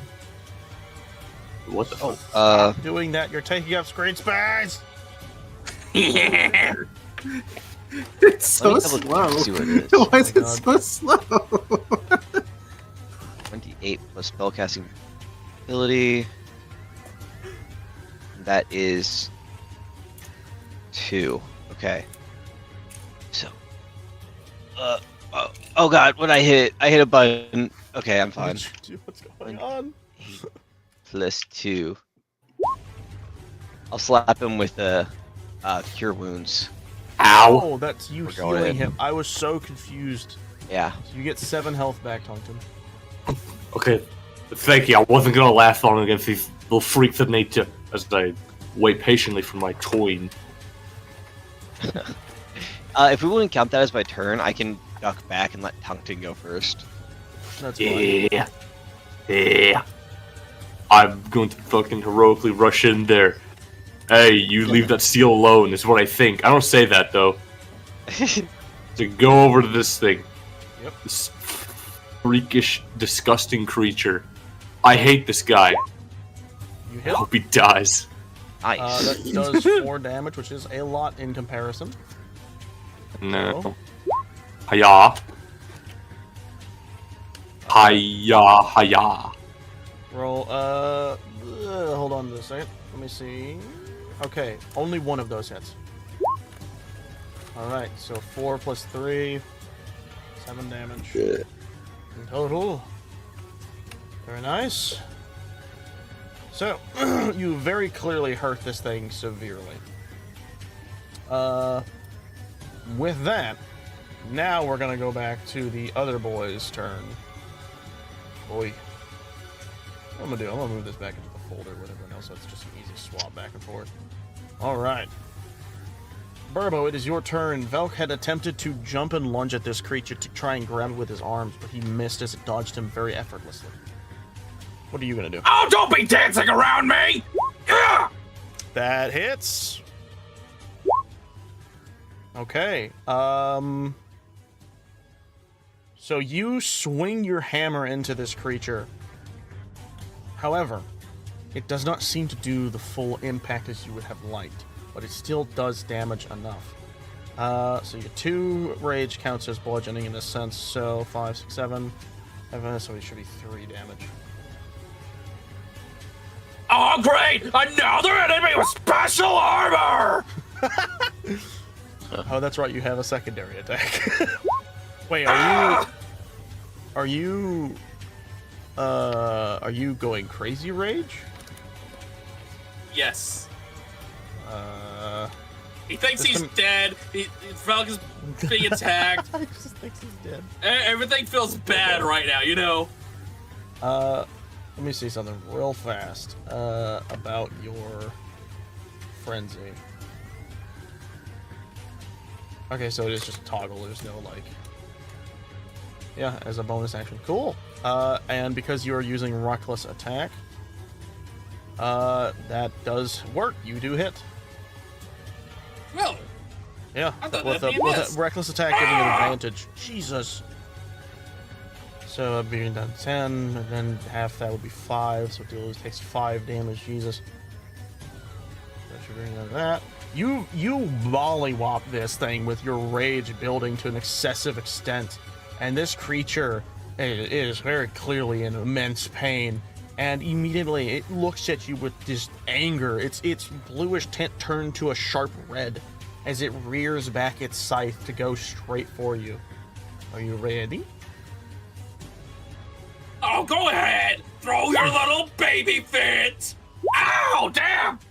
3 and 4 7. damage. And then immediately follows that up with a lantern swipe. And I need you to roll me a strength save after you take those 2 damage. However, take a note. Because you are raging, you will take half from the slashing and bludgeoning. Oh. Oh, you told me that afterwards. It's fine.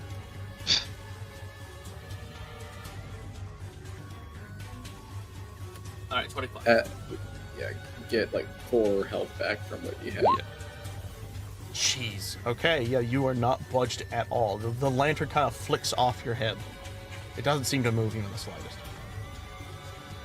You're supposed to move me. Valkyrie, it's your turn. All right, I'm going in for a shocking grasp. You land. Get a load of this!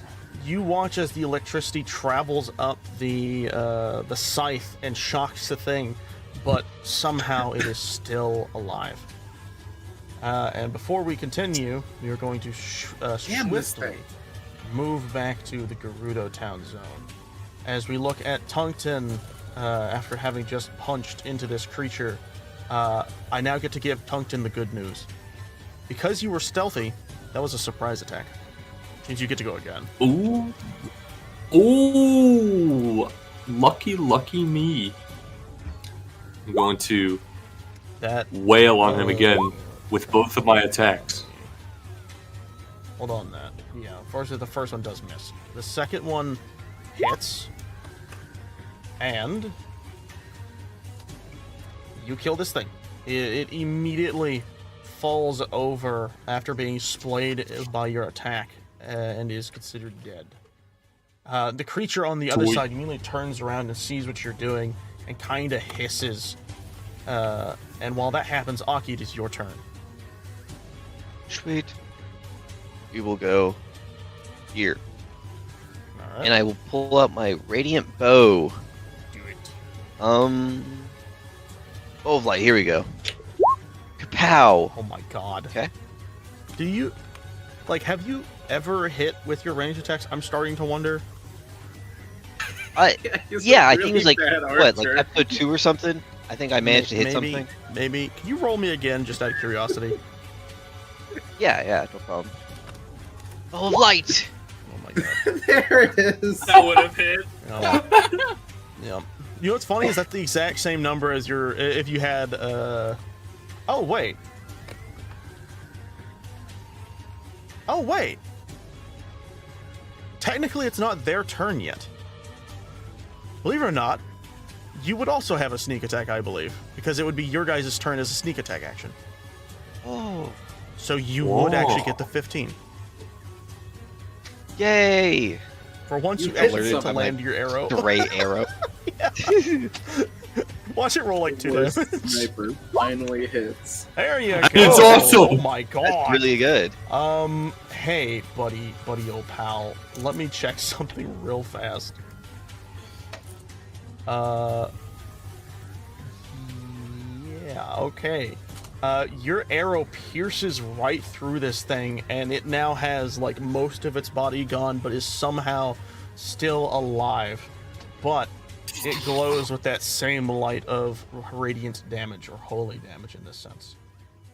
And with that, it would have attempted to run over towards you, but seeing how much pain it is in, it attempts to crawl towards you, not being able to move at its full speed due to the amount of damage you just fucking mollywopped it with.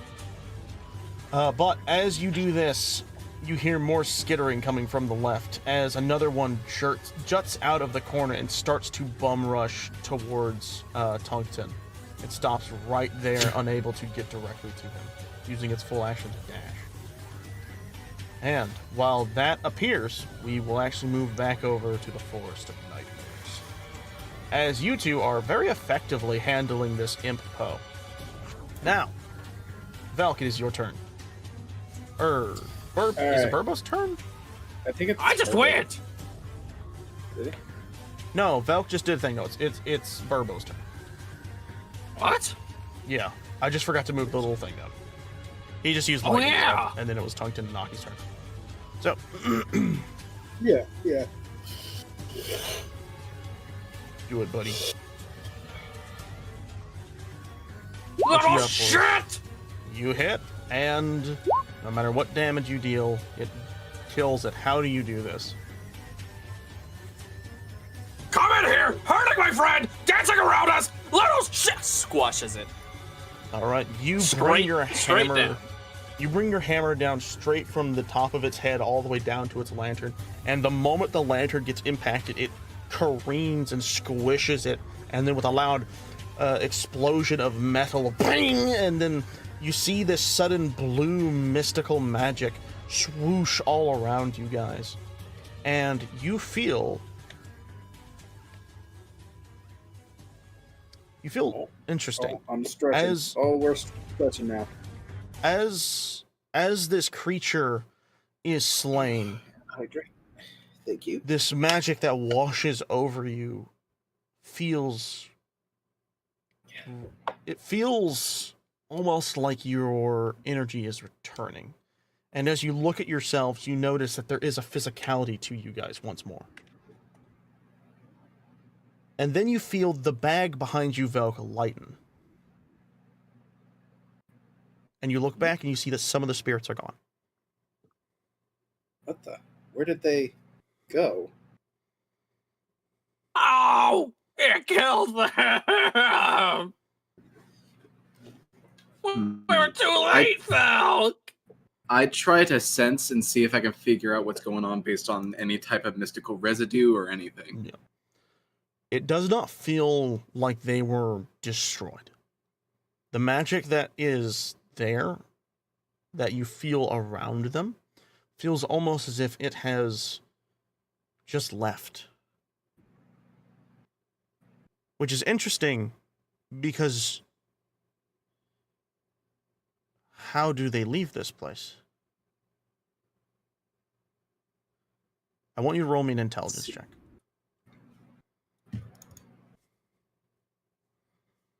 Intelligence. Okay. I would say it's enough. You're kind of beginning to think about things.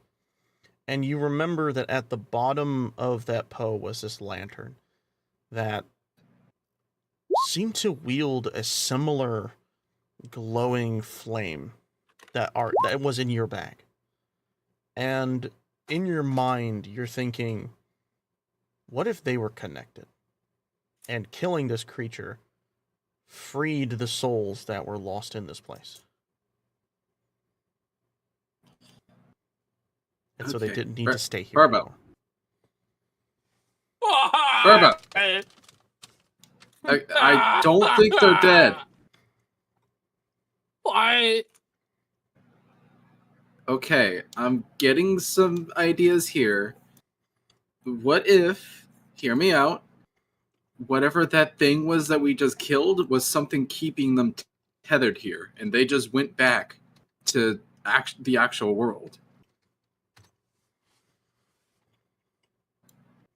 Why, you Okay, mean we're facing Burbo. literal Grim Reapers? Also, Okay, Burbo, little dude, smash, we go home. hey, quick note. The both of you Oh! get that much health back after killing it. Oh, that's like almost all that I lost. I'm only down 3 health now. Okay, but you understand, Burbo? Well, what are we waiting for? Let's go find Thor. Do your little magic thing. Tell me where to go. All right, I hop back onto his head and I start steering him again towards the And nearest. while your adventure to find the other ones exists. Oh no! Oh, oh, That was a sneak peek. what That was a sneak peek. that? We saw like one frame of One it. frame. So Yeah. Don't pull While up the VOD. did not process anything that was there. oof. I I'm did gonna see find Burbo. that though. frame. Yep. Well, that All I happens. saw was Burbo's fat head. Cub, I swear to God. No trying to cheese. That was an accident. While this happens, you two are still in the fight with these Gibdarvas. Top of the round for you guys is Tongton. As you see one quickly approach you, what do you do? I'm gonna actually pull out this torch that I have in my inventory, and light it, or at least I think I'm gonna light it. Tinderbox. Yeah, Light it. I'm gonna light it. All right. And if I got anything left in me, I want to stab this guy with the burning torch. Okay. So, what I will say is lighting it is a bonus action. Or would that be a free object interaction? It feels more like a bonus action because you're taking time to light the torch. Regardless. Your call. I'm going to say bonus action, and I'm going to say swing at the Gibdarva with your torch. Swing. And if I remember correctly, this is just a D20, not even like a thing, right?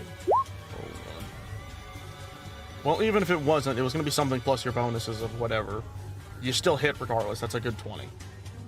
So you do land a hit. And roll a 1d4. I don't remember what actually did for the torch damage, unfortunately, so I'm just going to wing it. Alright. It will take 3 fire damage, as it is now lit ablaze. Oh, good. Alright.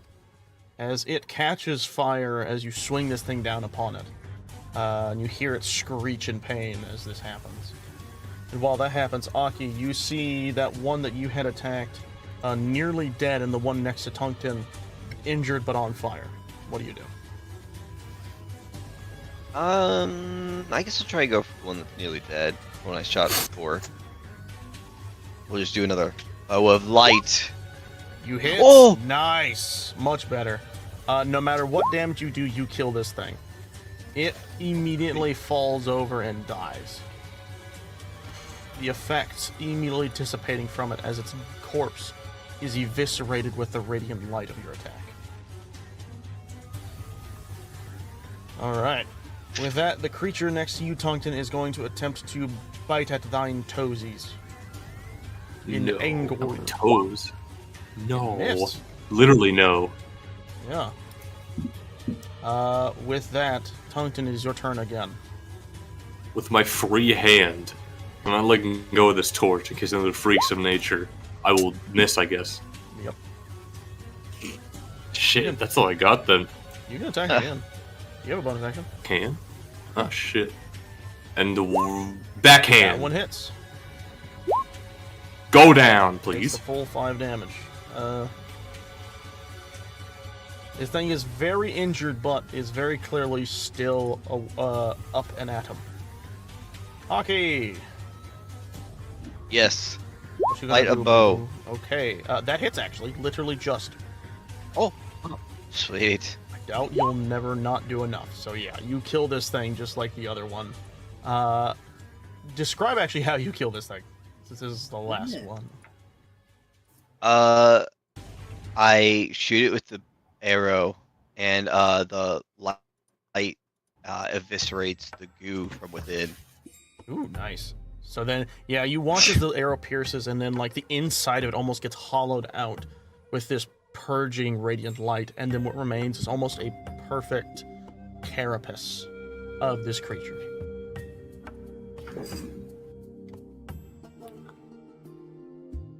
Oh god. I'm gonna like remember to be stealthy still. Yeah. Even though I'm sure we made some noise. Yeah, with some noise. With that, you two will both roll stealth. Once again. Okay. Trying to keep up with So- the sneakies. Now where's the sand The seal right creature over here? Okay, so here's what I'm gonna do. I don't have a thing for it, so I'm just gonna give it a dog token. And I'm gonna nameplate, I'm gonna make it visible, and I'm just gonna have it called Sand Seal. Save changes. It's a sand seal, guys! Trust me, bro!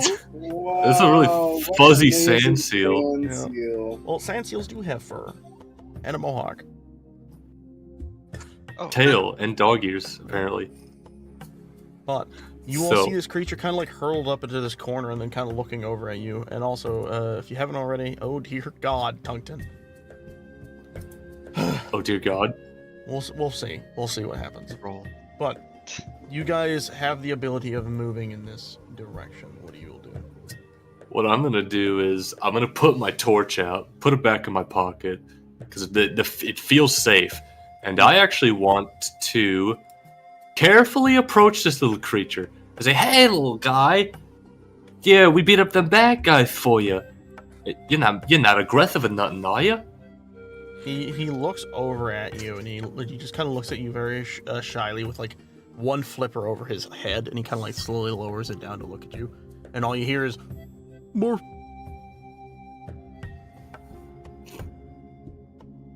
What was that little guy? Your microphone cut out. Yeah. That's wild. It did a little. He puts his flipper over his face, and he slowly lowers and goes, "Morph." If we need you for a special mission, buddy, you're gonna cooperate, right? We'll make it worth your while. Morph. Animal handling. Animal handling? Ooh. Yes. Ooh. The creature looks at you and slowly lowers its flipper down to its side and starts to kind of slowly walk over towards you. And when it gets in front of you, it leans over and starts to sniff you. Morph. And then immediately headbutts you in the pelvis. It then starts to crawl on top of you and lays down on top of you. Morph! And then starts to rub its head next to you. Okay, good boy. Yes, very good. Yes, you're so cute and youthful. Now, how do I ride this thing? I'm gonna try and get out from under it and figure out how the fuck I'm supposed to ride this thing. You know what? No, I'm not gonna figure it out. I'm just gonna jump on top of it. Good idea.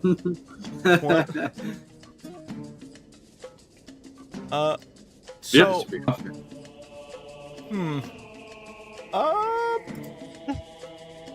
Tungsten has no idea what this creature is, but he knows he can ride it.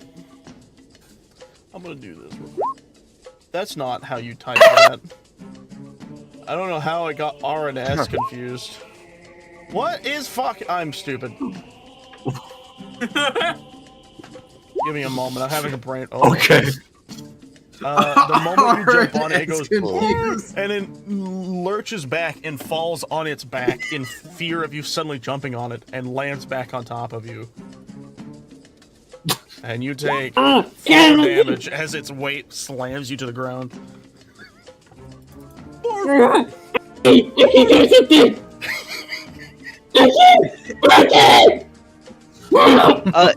Is the sand still big enough for 2 people? Or is this like a one-person kind of So here's mound? what's funny. Tungsten was a little too impatient. He didn't take time to notice that there was a harness attached to this creature, and that kind of a little ways behind it, you see a little sled thing that it's attached to. Oh, I see. I'm gonna step on one of Tungsten's flailing hands and cast another Cure Wounds, I think. Jesus. Alright. I just want to stand there and help me. There you go. I'm refreshing, I'm still crushed underneath this creature's weight. I'll try and get to its saddle. Is it reins that control it? Yeah, so imagine kind of like a dog sled, basically. Except this sled's a lot smaller. It can likely normally stand like 1 or 2 people. The fans see that it's shaped like a dog. Then I will hop on the sleigh part and try and steer it to the left, tugging on its left side. After giving The moment you little... do this, it feels the reins getting pulled, and you see it look over at you, go morph, and then start to slowly roll back over onto its belly, releasing Tungsten, and then it looks over at you, Aki, impatient, patiently waiting. Good boy. What would you say to this thing to make it? Well, I don't want to know what you said to it. No. That was my bad. You see, I tried to jump on top of it. No one likes being jumped on top of. Believe me, I would know. Aki, you figured out how to work this thing yet? It seems like we're supposed to stand on this side of it. Use these reins to control. As Tungton slowly pierces his head to the other side of this creature, notices, oh yeah, there is a sled. And I gotta ask, is it big enough for the both of us? Just barely. Just barely, okay. However, I have to ask who's going to be in front and who's going to be in back, because that is very important. Aki, you know anything about the riding animals? No, not at all. What about Me you? neither. I'll drive. Okay, that's fine. Yeah. Okay. As I So, take the reins. Aki, I need to describe this for you so you can understand why this may not be a great idea, but he's doing it anyways. As he starts to kind of crawl in front of you, and you suddenly feel the weight of his gigantic backpack push you kind of almost off the sled. Oh shit, my backpack! Suffocated me a little. Tugged it. Could you, I don't know, take that off or shift it or something? Tungton is going to quickly 180, relieving the pressure of the backpack. Sorry, what'd you say? Your backpack, it's pressing into me. I can't breathe. Oh yeah, this heavy thing. You know, I kind of forgot I had it on, honestly. Let me think as I'm going to whip around 180 the way. But I'm gonna 180 again. Aki's not very good at driving. He's got... Tungton, please, there's enough embarrassment in this day. I don't need any more. I got it! As I'm going to take my backpack off and give it to Aki. Here, you hold my stuff! Aki, strength save, please, for the love of God.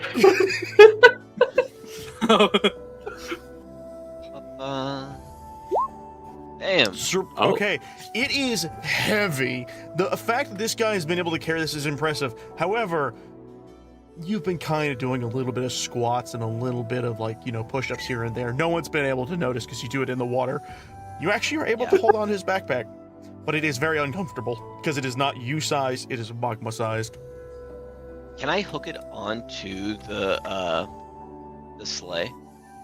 No, unfortunately not. You'll have to put it on your back and then hold on to Tungton while it moves. Wow, I feel so light now with that thing on. I feel like I've had that thing on for thousands and thousands of years. I forgot what it felt like without it. Rock Lee. Looks at camera. I'll put it on kind of reluctantly, and I'll just be like, I better be told as a god in this story. Oh yeah, we're gonna put your name in bold text, Aki. Hiya!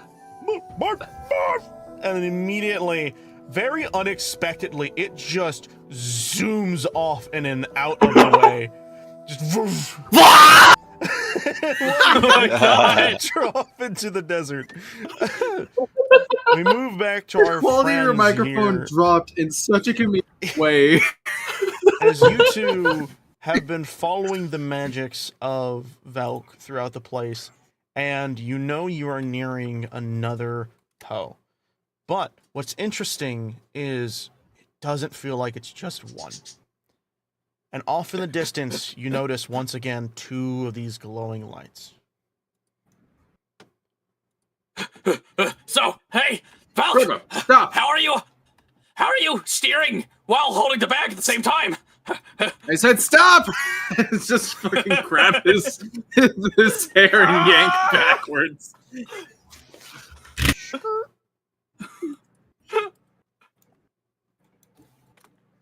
I'll put them both Jesus. up here.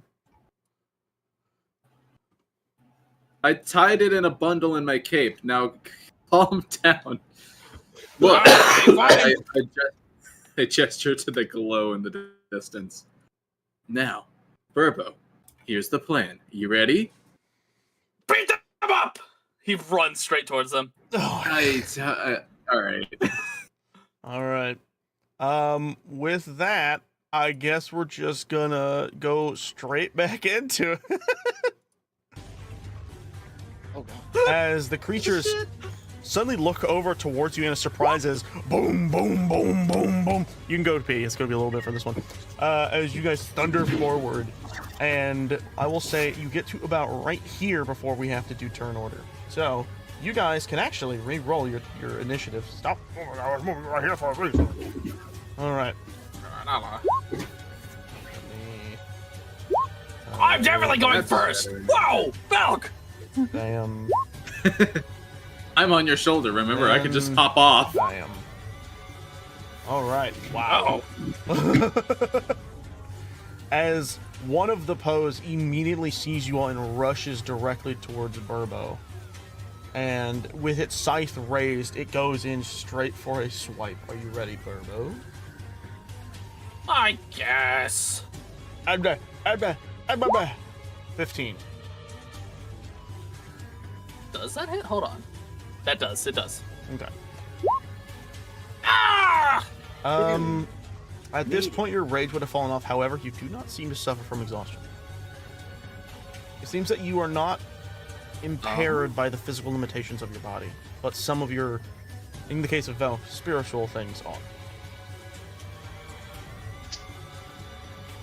Or I guess both would be physical, technically speaking, because one is literally part of your body's capabilities. Either way, you take that damage. With that, it is Velk's turn. What do you do? Alright. I'm gonna like hop off of Burbo's shoulder. Yep. And basically grab onto its scythe while it's cleaved inside of Burbo. Basically. Alright then. Yank it out of him and fucking shock and grasp it. Oh shit. Alright. That hits. Roll damage. Alright. Not a lot. But Yep, seems look, today's itself gonna be reaction roll too. damage day. does that do anything special? On a hit, the target takes 1d8 lightning damage and it can't take reactions. Holy shit. I didn't know that. Oh, That's but cool. on wearing armor made of metal. Wait, that guy doesn't have armor made of metal. It just looks. Wait, hold on. weird. Lightning springs behind the return. You have advantage on an attack. Oh, but you already hit it, so it's fine. Because it does have something made of metal that it is attached to. That's true. I'm just gonna give it this because I don't know what other color to give it for its reaction on in capabilities. Knowing this, by the way, you actually feel that you can move away or move around this thing as you please. Okay. We're just gonna surround this guy. All right, Just bully this one dude. cool. Burbo, it's your I'm turn. gonna end big my boy. turn. What are you gonna do, bud? Watch out! They hurt! Yeah, I'm gonna keep my hand on his scythe. By the way, is that thing I can do? Just like keep it in my hand. That would be considered technically a grapple check, but you already attacked. So right now it's just descriptor. Yeah. Okay. Wait, is there anything just stop to me like, fuck? Going back into a rage? No, not at all. Just your own like ability to just do it turn wise. Alright, cool. I go in rage. So bonus action rage, and then what are you gonna do? Ah! I think Straight yeah, that ahead. hits. Same one. Sweet. All right. So only 3 damage. All right. It has taken the damage. You clearly see you guys are decently cleaving into it. However, it is the other imp's turn as it quickly dashes over towards, I guess, Velk because he's not paying attention enough. and goes in for a lantern swipe to see if it can knock him away. Hits. So you will take 4 damage, and you will roll me a strength save. 1, 2, 3, 4. Ugh. Okay, you are knocked all the way to over here. As his lantern, oh sorry, no, it's being a swipe, so you'll be knocked over to here. As his lantern swings and knocks you away. It will then use its remaining movement speed to kind of get closer and block you two off from each other. However, the other Poe will go, and similar to before, this one will also start to spin its lantern and then go in for a lantern swipe against Burbo. Missing horrendously.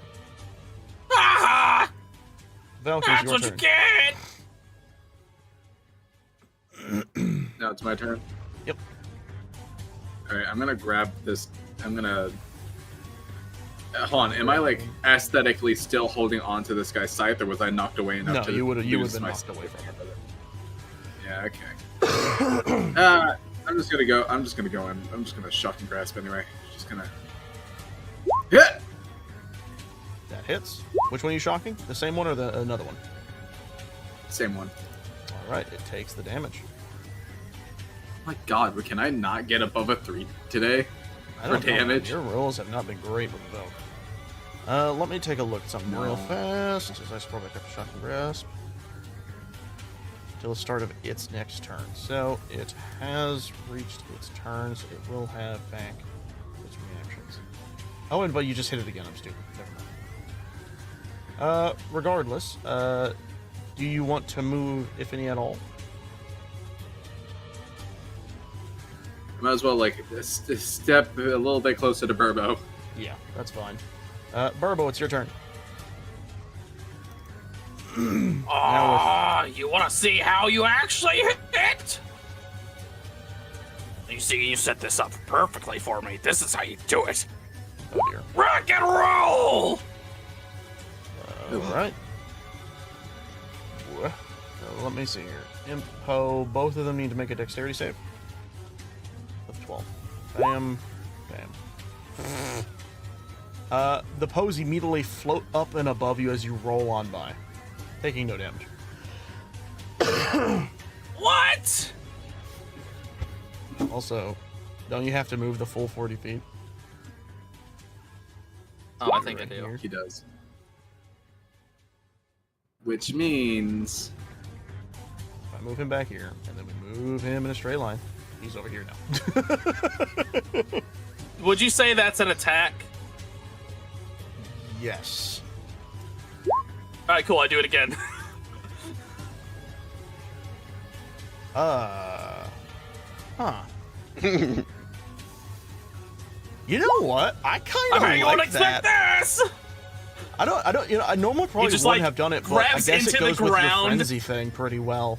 I think I'll allow that. Rule of cool He's for like- that, because that's actually kind of fun. Here, I can actually describe it a little cooler, too. It's just fucking... While enraged, he grabs into the ground, just like, you think you just float over me? No! He, like, grabs the ground, turns himself around, and immediately rolls back. And they do.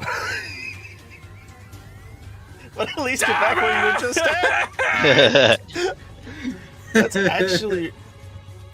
I like that as long as you're using specifically your frenzy. I don't think I would let you do that without being in frenzy. Fair enough. Without, by the way, it's their turn again. And this one is going to carefully... Oh, wait, no, it can't. Yeah, it can. Can it? Yeah, I think it can. It's going to float over and around to here. To kind of sandwich between the two of you. Still trying to keep you two kind of separated in this stance. And it's going to look over at Burbo. And keep in mind now you're raging as it brings its scythe down on you. That hits. You'll take half of slashing. Jesus, this guy barely tickles you. You only take 2 damage. Beauty! Yep. As the other Beauty one damage! will swing at Velk as it has been constantly being attacked by the poor man. Oh, whoops, I'm in the wrong character sheet. I was in Velk's character sheet. As it goes in for a lantern swipe. And misses horrendously. Wow, I should stop doing that. Velk, it's your turn. Alright. Alright, we're doing fine in terms of damage. Yeah, I'm just gonna go after the same guy again. Right. Just hands buzzing with lightning. Do it. You hit. Zap! Oh, come on! Your lightning is getting duller. I just flicked it on the forehead. How's that? Yeah, pretty much. I'm taunting it. Burbo! It's your turn, buddy. If you can't, just fuck it. That hits. Alright, 9, 10, I'm 11. going to aim for the one with the blue mark. Gotcha. So that is 5. So I should bring that to this. It takes the damage and is very clearly much more wounded now. Almost nearing death's door. Its form beginning to flicker at this point, also becoming more red. Oh, poor little guy. Is he hurt? Is he sad? Do I care? No, No. you don't. You hit again. Jesus. This thing is, at this point, starch red and is barely hanging on. Oh my As god. It is the other's turn. Seeing its other not doing well, turns over towards you and wields its scythe and then brings it down upon you. Burbo. Yes. Oh, you're gonna have to try harder than that, Damn little it. guy. All right. The And he other one, dodges however, out of the way. seeing it getting mollywopped multiple times, will turn towards you, Burbo, this time and go in for a scythe attack. Does 13 hit? It just hits. Damn. Okay. It's going to roll the damage. So you will take half of slashing, so you'll take 3 plus 2. It's 5. And then immediately will follow up with a lantern swipe. Then you'll take 2 bludgeoning and 2 necrotic, so 4 damage from that one as well. And this time you'll be pushed back this far. Am I? Am I pushed back? Fuck, I forgot about the string save. Yeah, nope, no you're not. Tink! I immediately forgot that it was a save. Am I? No. Oh, I don't think I am. Oh, it's your turn, buddy boo. Alright, I'm done with this. The one that's marked in blue, I'm gonna take my dagger and shove it into it.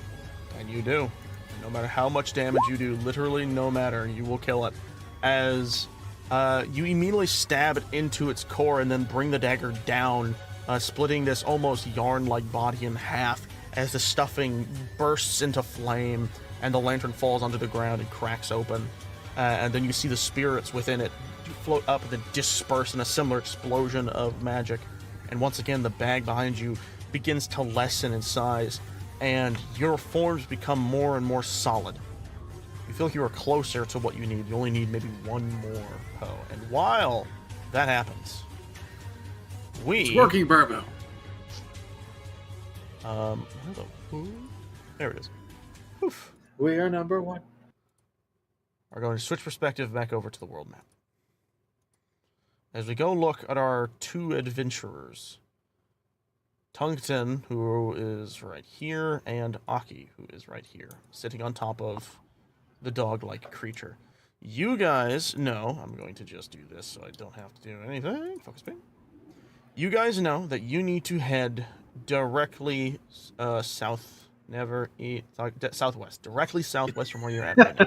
But you know, hey, it works, okay? But you know that in that area, supposedly there is some very bad trouble. But you guys are currently kind of being taken on the whims of this creature. So, as you guys are traversing through the desert, you notice that you are not fully in control of this creature, as you have not tried to rein it as it is zooming ahead. I will need you all to. I will need Tungten to roll me an animal handling to see if you can regain the reins of this creature as it's just darting out. It is very difficult. The creature is pulling you which way and whichever. And I guess roleplay the scene as you guys are being dragged across the desert by Orf! Orf! So, So as Tungton is holding on for dear life, he's more scared than anything. He hadn't thought too much about the prospect of getting the standstill. He's thinking about that Molduva, whatever it's called. Is that what it's called, a Molduva? Molduga. The dull guy, I think. His eyes are darting side to side. Where is this thing? What does it look like? I should have asked for a description of it before I just went out here. Damn, I'm stupid. Do they have a picture of it? Does it have a weakness? Can I fight it? I hope I don't have to fight it. And while that's happening, Aki, you are practically being slung off this thing from the backside, barely holding on to Tungton. What are you doing? Well, I'd like to imagine that I have adopted the, like, wrapping my arms around his, like, torso kind of stance. You know what I mean? Like, I'm locked in on the road, like, Tungton, please, eyes on the sand. So, just so everyone I got my eyes on the sand, all right. All of it. This perspective. One, they're both basically wearing female armor that is Garudan style. Two, Tungton is not a tall dude. Aki has to squat down to wrap his arms around his waist. So he's in a squatted position while holding his for dear life on Tungton. And three, they're both being pulled by this maniac of a freaking sandstill happily lapping its way through the desert. That's the So, and it's at this point I want to imagine there's a lone Gerudo up here, peering down at what appears to be two gay lovers on a date. Something like that. As currently, it feels that you are not exactly going to course, as the sand seal is dragging you in the wrong direction.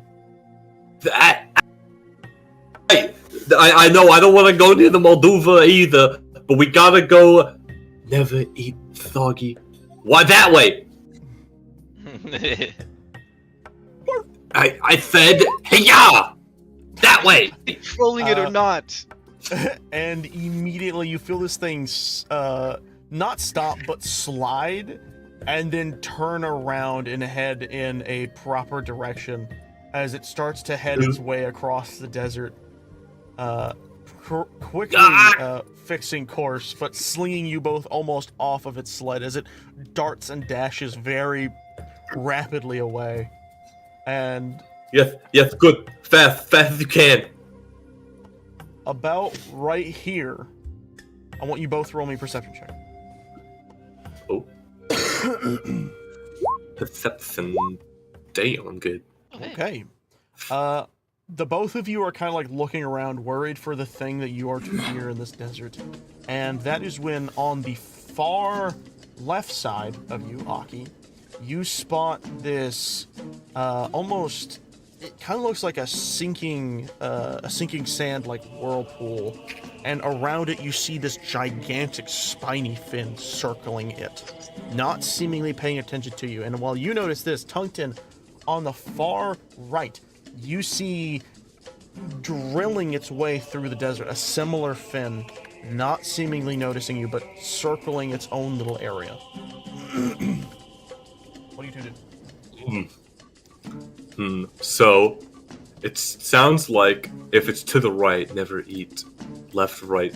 So it sounds like it's this way, isn't it? Yes. You see over here, and then... way. Yes. Because we're facing this direction. So Yeah, our left facing this direction. But he said to my right, which means there's two of them. Yep. What do you guys do? So Tungton is going to kind of gesture his head over to the right. Aki, is that a Molduva? Yeah, I found it. It's right on our left wing. No, that's your right. You gotta use your hands. I mean, I might not know what a Molduga looks like, but I feel fairly confident this is one of them on the left. Left, as Tungton will slowly turn his head to the left and see a second giant fin roaming about. And if he had skin, it would be white as a ghost. Aki, you know, should have asked for a bit more instructions on how to deal with these guys while we were back there. You know, I think we both got a little caught up in the glory of the moment. We're gonna die in the desert. I didn't want to come out here anyway. Shakes his head. Shakes his head. No, we're gonna die. We're not gonna die. And if we do, we're gonna die heroes. Hiya, I say. Hiya, away from the danger, please. You immediately hear, morph, morph, morph, and then immediately this thing picks up and almost does like a wheelie if it could, and then slams down and just zooms off and just absolutely careens off in the direction you guys are heading. And because you did what I was going to ask of you before I could ask it and still got a good roll, they do not notice because you are too fast for them to care. I was literally just about to ask to roll one more animal handling to see how slow it would go. And if it was too slow, I was going to have him chase you. Oh, thank goodness. Oh my god. As I reel this creature into a dead stop and what I assume is the Great Fairy Fountain, I'm going to immediately 180. No, so here's what happens. You are careening in this direction when suddenly you're on a hill and it starts to curve down, and the moment the hill curves down, you both see a gigantic skeleton. A massive skeleton, almost looks like that of a whale, just suddenly down there, directly where you're heading. And then you look ahead and you see the seal kind of slowly starting to stop itself, like "Morph, morph, morph, morph, morph." And then you both need to roll me a dexterity save. Yeah. Yeah, you know what, you're right for that, Morphe. Completely, oh no. Oh god. Oh no. So, here's what's funny. Tungsten got a nat 1, right? Everyone can see that, it's beautiful. Aki got a 13, but here's the problem, guys. He's holding on to Tungsten, so I was giving him disadvantage if he got a bad roll. You fucking So here's exactly what happens. You guys see this? Who I'm just going to name Borf, looks over at you guys and almost just looks like, gives you the sign of, I'm sorry guys, I have to stop here. As suddenly you all, the seal dives under into the sand, and then the board just stoing and sends you two flying forward.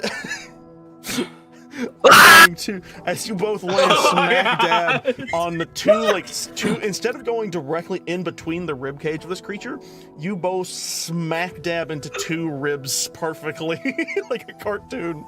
Boing.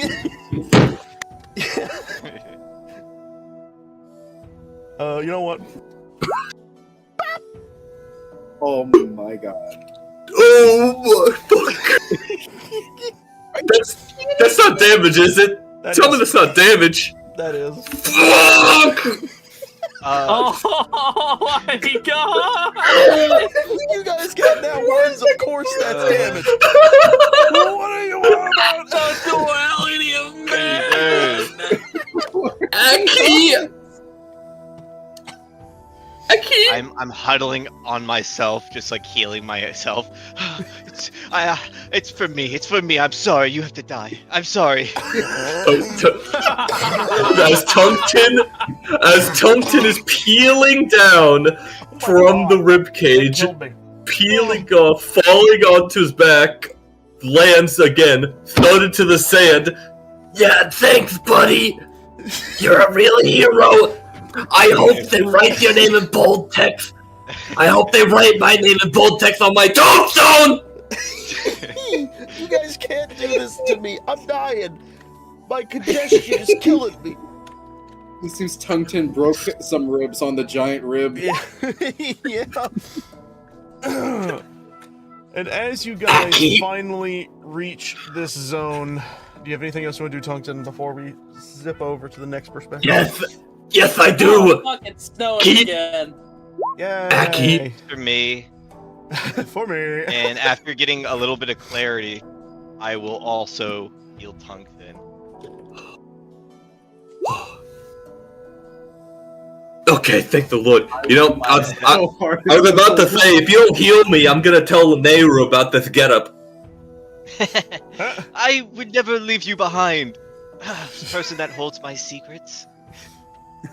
And while these secrets remain took- secrets between the two of you, My stomach hurts from that. yeah, that was the funniest fall. I think that might have been better than the falling scene. I'm gonna be real. That hurt.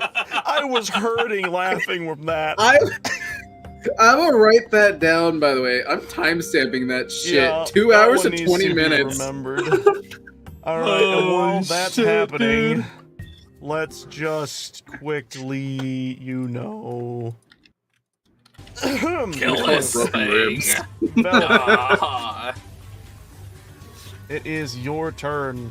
As this creature, the one next to it has died, and the spirits in your bag begin to fade away, and you feel yourself becoming more and more whole. Oh, hold on. Slash 2. You both get that for healing. Oh, Oh yeah, I sweet. forgot about that. I did Not as too. much as last time. I am full health. I'm like less than half. We better hurry up and beat this thing. All right, Yeah, Velk, you get kind there, of buddy, tanking boo. hits. Alright, well, I'm gonna take my dagger, I'm gonna jab it into it. All right, It's your friend, now it's your turn! that hits. Oh yeah! Damn. It seems to take half the damage you've dealt. And you watch as it turns its head over towards you, expectedly and very clearly angry. Burbo. Burbo. I'm still have on that it, God, torch. these little shits! Hey, you hit. Never mind. Oh, And they're jeez. useless armor! That hits too. Okay, so we have 6. 6 plus 4. Jeez. Okay. Just so you understand, you brought this thing directly down to half health. This thing immediately, like your hammer, bang, bang, it floats up after the first hit, and then bang, the second hit, and it slightly floats up. It's very clear the stuffing is spilling out. The lantern is now crinkled and crumpled, and the scythe is kind of bent at the handle. But it immediately looks at you, Burbo, and angrily you watch as it turns a bright red as it takes out its scythe and swings it down at you. Oh my god. Oh, Oh no. We'll miss you, Burbo. Okay. Jeez, Jesus. So, what am I looking here? 8 4, slashing damage. 7. But that's half because the rage, so it'll be 4 slashing Yeah. damage. So 4 So plus I'm down to 7. 11. You're down to what now?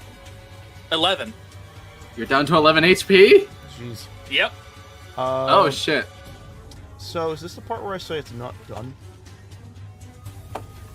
Oh no. As it goes in for a lantern swipe. And misses! It misses. Nice. Alright, Velk, it's your turn.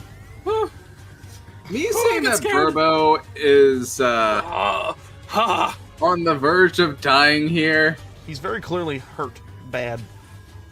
Yep.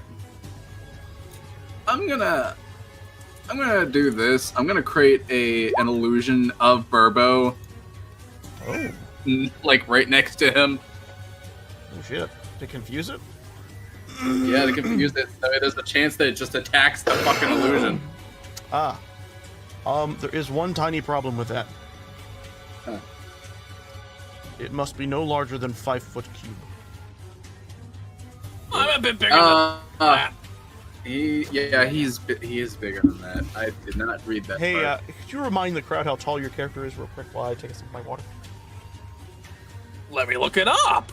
Burbo, which is me, by the way, is 578 pounds and 11 feet tall.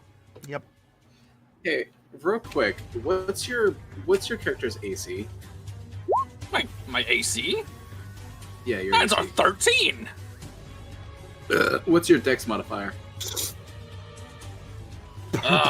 One. One? Just one? Yeah.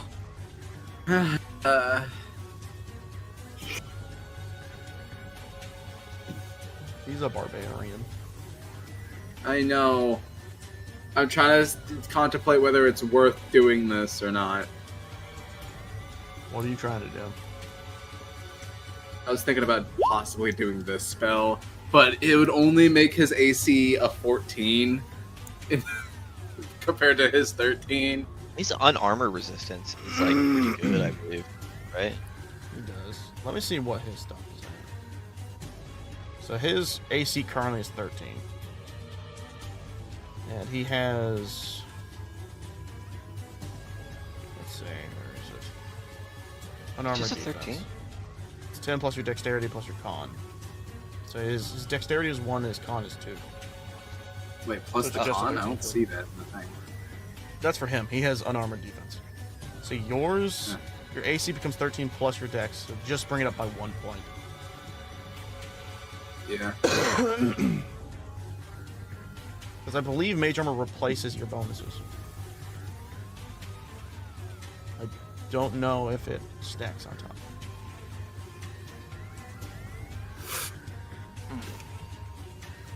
I say do... Yeah, fuck it. It's just plus 1. I'm just gonna shock and grasp. Yeah. Shock and grasp. Of course. Grab! That hits. Nice. He's gonna get a 3. Hey, Buzz. there we go. Oh. Oh my god. There it is. So, to describe what happens here, you grab this thing, not by the body or the scythe, you grab its lantern, and lightning zooms through your body and into this lantern, and you see it suddenly fry the puppet almost charred black as the puppet slurches forward in this bright red state, now a much darker red.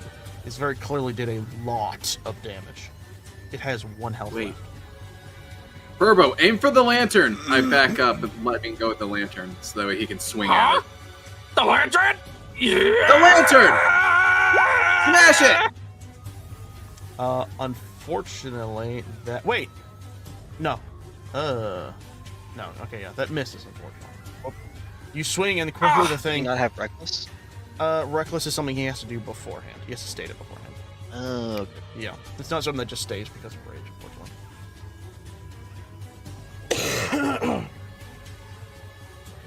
But you do have your bonus action thing. Bonus action. What can I do for a bonus action? You can bonus action to swing again. Yes. What are you talking about, though? Reckless attack is what I've been doing this whole time. You need to state it, buddy.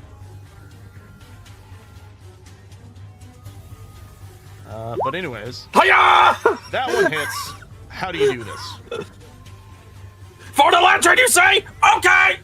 Tonk! After your first swing, it Damn. misses, but then the second one comes down and just absolutely nails it like the very first Poe you hit. And immediately, this explosion of blue hits you all. But this time, not only does the bag disappear, but suddenly you all feel almost kind of sick to your stomachs as like the world around you begins to spin. And then you black out. Or rather, you wake up. And you kind of both wake up at this near same moment. Maybe in a gasp of air, but you hear immediately a bunch of people being like, "Oh my goodness, are you okay?" Oh, you hear people like kind of tending to children and adults alike, but you both are awake.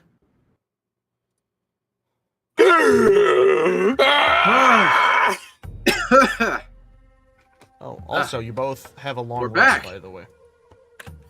What are you two doing here? I Yes! thought you were God! I thought you just broke your ribs! Get out of here! What? Oh, okay, be gone! Tongue dead, be gone! You, Burbo, you suddenly hear Rip turn around after looking at, like, petting her dog. She says, "Oh, Burbo, you're awake!" And she rushes over towards you. As I will now write I was dead! But you are Am I no longer my friend. Go back up. Lemon. Hi, Lemon! I now need to do this to every single Lemon. fucking token, by the way. I have to now wake them all up and then turn them upright.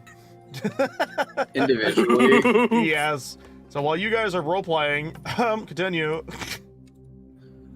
No, just make them all suffer. Make everybody watch this happen one by one. Wow. Okay. I look. Why would I you look think we would over save as- you? I look over at all the people awake, Smite having like remembering some of them in the visions of the Poe inside that Oh, realm. yes. and I No, said, you remember that entire experience. And you actually, Yeah. the moment you wake up, you recognize a lot of the faces of these people. But they do not seem to recognize you. They seem... Seems my theory was right. I steadily stand up, stretch. Well, I guess that was a decent enough nap. Wait, where's the other two? Yeah, where are they? Falk, Rip where are looks at you? She's like, do calm down. The others are sleeping. Wait, if you are awake. She walks in. By Leia. She runs out immediately, darting at full speed as Bularia is kind of like talking to this Goron over here. And they're kind of having a chat. Rip darts over at full speed. He's like, Bularia, they are awake. All of them. And Bularia immediately looks up like, what? I am on my way. And she immediately darts over towards you. And Burbo, she actually is fucking tall, by the way. She is like almost your height, just keep in mind. And she kind of looks over at you while you're sitting down. At this point, actually kind of towering over you to an extent. And she looks over at you and she says, by the guts. Oh. And then darts immediately inside. Is everyone okay in here? And then you see a bunch of the Gerudo warriors and even some of the normal adults kind of looking up and like, yes, we are okay. Yes. Well, what happened is just like a bunch of kind of like confused questions of what happened, why are we here, everything. It's the expected conversations of someone who just woke up, almost as if they were in a coma.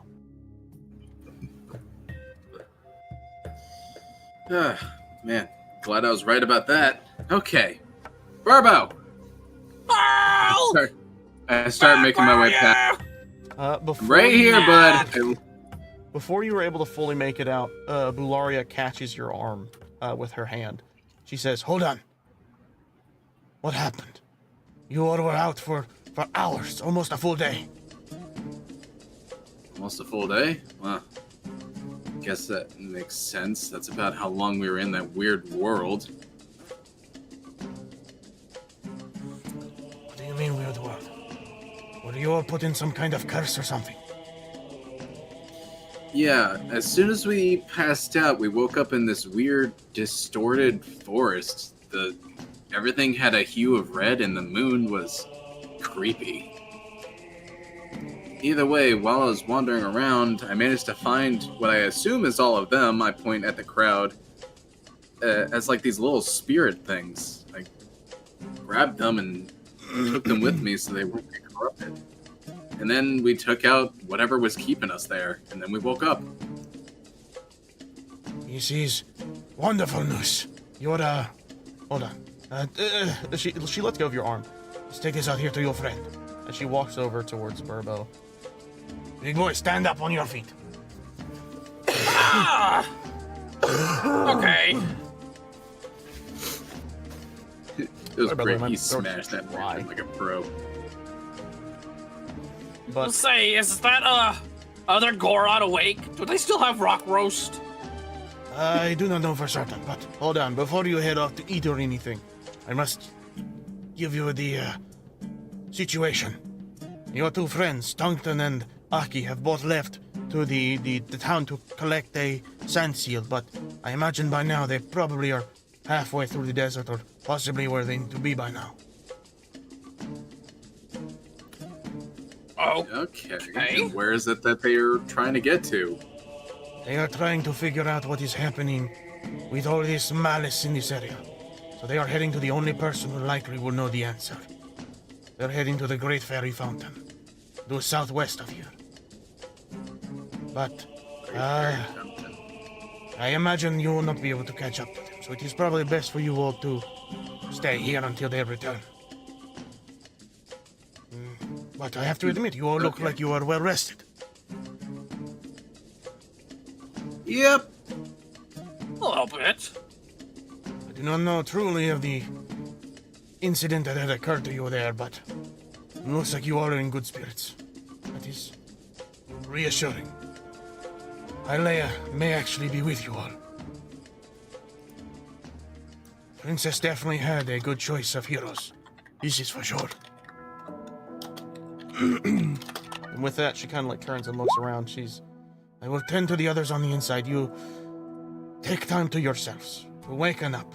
Eat food. The Goron is over there. I want rock She shows you where roast. the other guy is, and then she walks inside.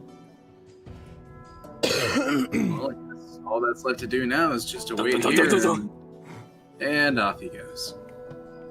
At this point, Rip would have returned to her dog. But as you immediately thunder by, Linde turns around and goes, "Oh, brother!" and goes in for a wide hug. Brother! How's brother doing? You were sleeping very long. I died! It was horrible! You are able to teleport wherever you please. Good. But Linde looks at you and says, That is very sad, brother, but you are alive, so it is okay. Brother, please tell me you still have some rock roast. What brother would I be if I didn't carry a spare? and he pulls out this gigantic brock roast. Furbo's mouth is watering. For you, brother, for Yes. helping the city. And he hands it over to you. How much you want for it? It is for free. And he hugs you again. This time he actually like grabs you and kind of lifts you you up. shut up, brother! He grabs you and lifts Holy you up shit! and then slams you back on the ground. Brother! And then slams his chest. Ah! This is very clearly a very brotherly Goron. And while this celebrationary return is happening, you're going to pan the camera back over to the two in the desert. As I... Wololo. Zoom in. You two have face planted onto the sides of a freaking skeleton. But you have managed to kind of mend yourselves a bit and kind of get your bearings straight. And after doing so and kind of cleaning yourself off of the sand, you see as Borf bursts out of the sand and looks around and then happily waddles its way over towards kind of where you guys are at, but then kind of plops down on the ground. Kind of looks like it's trying to sleep because it looks like it's tired. Borf, borf. Okay, good. He stayed, and I'm gonna kill him. plan to make. No! Grab Aki! No! Hey, we need him! Stop what you're doing, Aki! I know you're upset. I know you're angry. You got the girl uniform on. You look sexy, by the way. But you can't kill him. You can't kill Borf. You can't kill Borf. No, hey, and I'm gonna take a bottle of water, splash it on fucking Aki's face. Calm down. You can't kill. We need him. I nearly lost my cool there. Thank you, Tungsten. As you both are having this moment, you both suddenly stop and look as directly in between you floats a small pink fairy and then floats away. Huh?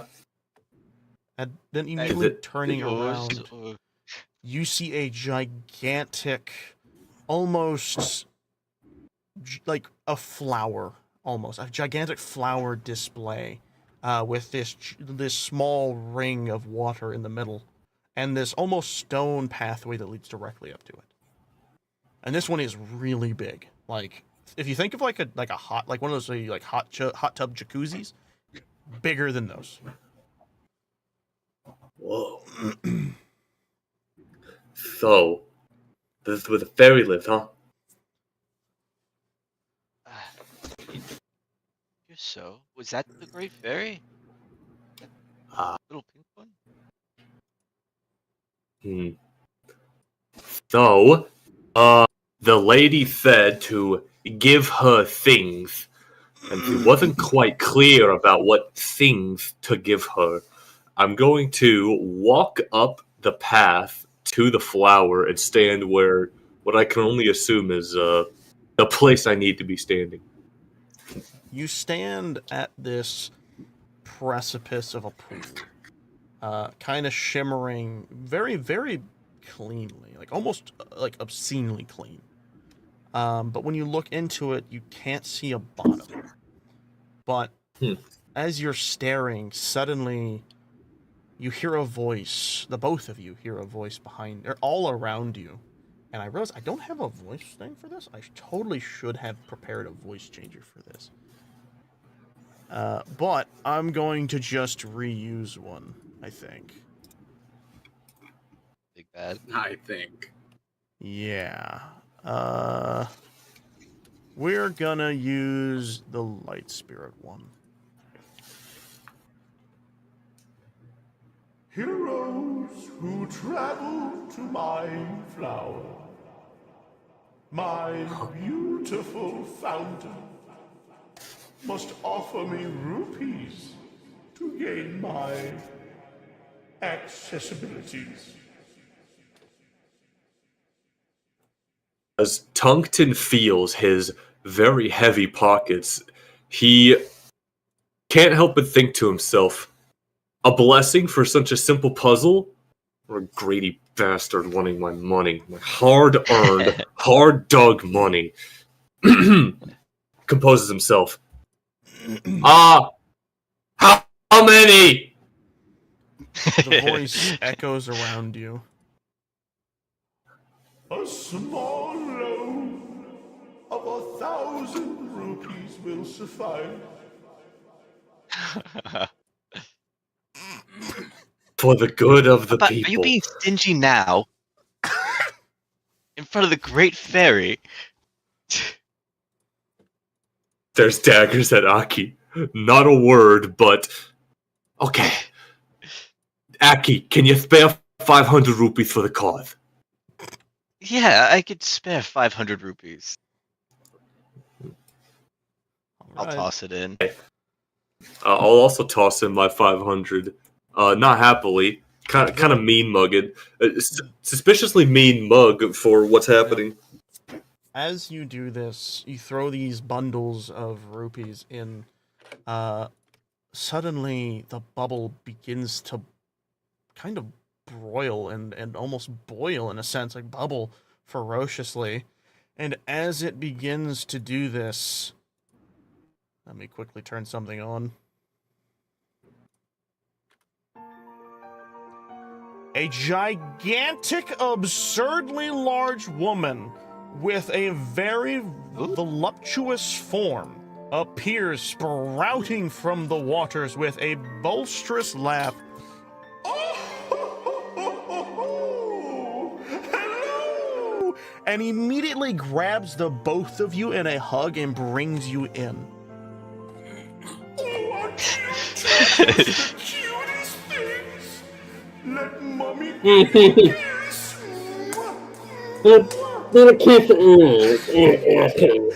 The moment she does this, you both feel fully healed and long rested. Wow. She then lowers you down back to the pedestal and then kind of relaxes her arms across it, with her hand resting under her chin, looking at you two very lovingly as she continues. Oh, what great thing do you two beautiful little couple have for me? Tungsten raises his finger, pauses for a second. The Great Fairy, you see, up about northeast of here, The town, the Gerudo town, was consumed by malice, darkness, and some other gross, weird black and red magic. We want to know how to cure it. She looks at the both of you, and then puts her finger to the side of her head and starts tapping. And then she looks, and she lowers her head quickly down to your two's level. The malice around you truly is a wonderfully horrific thing.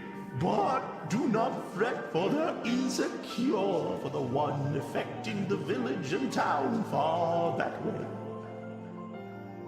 The thing you seek, I shall give, but you must do the rest, I'm afraid.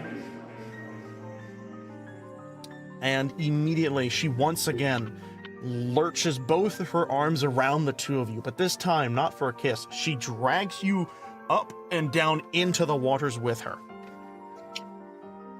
And the moment you do, you Whoa, can't do that! kind of panicking. Even Velk, this is really weird. You've never had this experience. You've never seen a person this big, except for maybe your king. Like, King Dorfan's huge. Velk? Where? Sorry, not Velk. Aki. Yeah, Velk, pop in. Yeah. You're building. You know that King Dorfan is huge, but this woman is almost as big as him, if not bigger. And the moment you both are dragged into this water, it's weird because it doesn't feel like water. Aki, you don't feel like this is truly water. This almost feels like it's magic made manifest. Magic that is perfectly condensed into solid liquid. However, Tungten, you find that this water feels like you're able to breathe in it. As you're holding your breath, trying not to, you breathe in and inhale, and you find that you're able to breathe. And you can hear. But then the both of you notice that you're no longer being held by the fairy. Instead, you're looking around you. And you are seeing the whole desert space. But more in particularly, you're floating above. It looks to be something you all have actually just recently seen. A bit of ruin with a giant whirlpool of sand around it. But as you see this, the view and the vision you all are having suddenly takes a dive into the whirlpool. And you find yourselves in almost like underground ruins. This gigantic room littered with skeletons and chains hanging from the walls, and very poorly lit sconces, somehow still ablazed, but there regardless. And when you see this, your vision takes you once again back up and out of these ruins and back down over towards the skeleton and into the flower. And then you all suddenly burst out of this water, this fountain.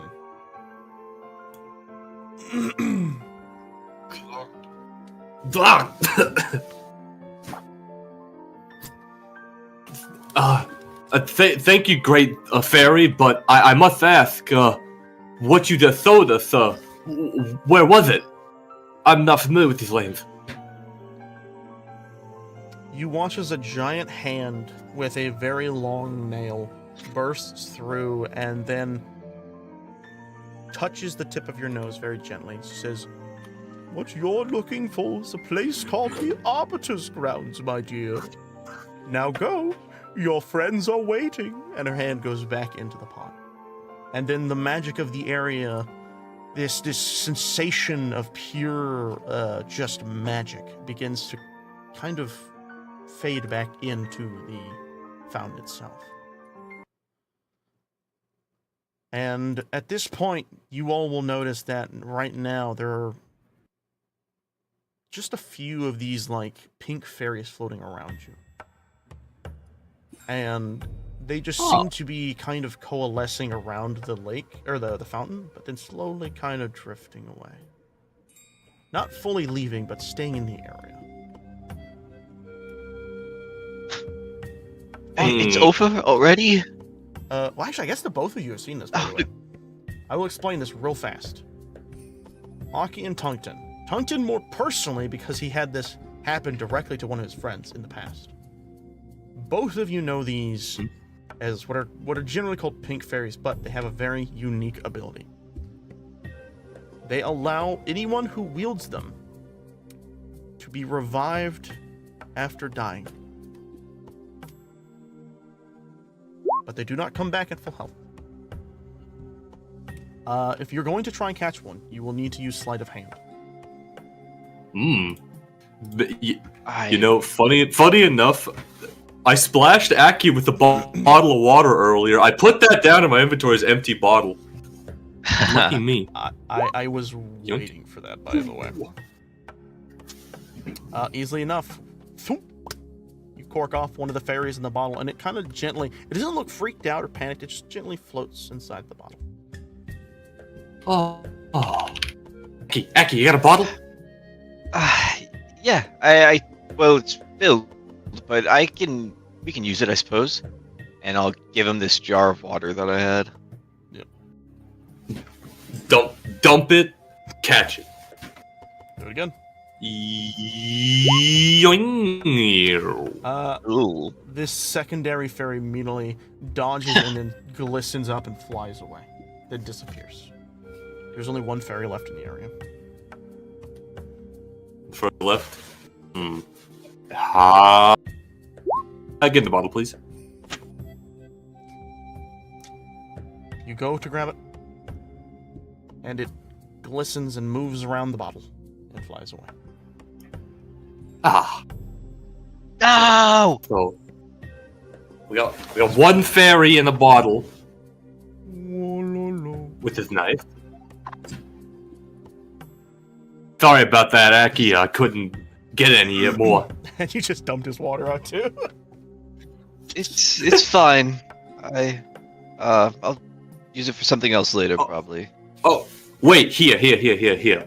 I got 2 bottles of water. You can have one of mine. Please put this in your inventory and do not just let it go into the D&D Aether. You got it. And there's one more thing I want to do. Now this giant skull. No, not just this giant skull. Tungten, of his own volition. Hey, Aki, could you tend to the dwarf over there? I have a bit of a mission.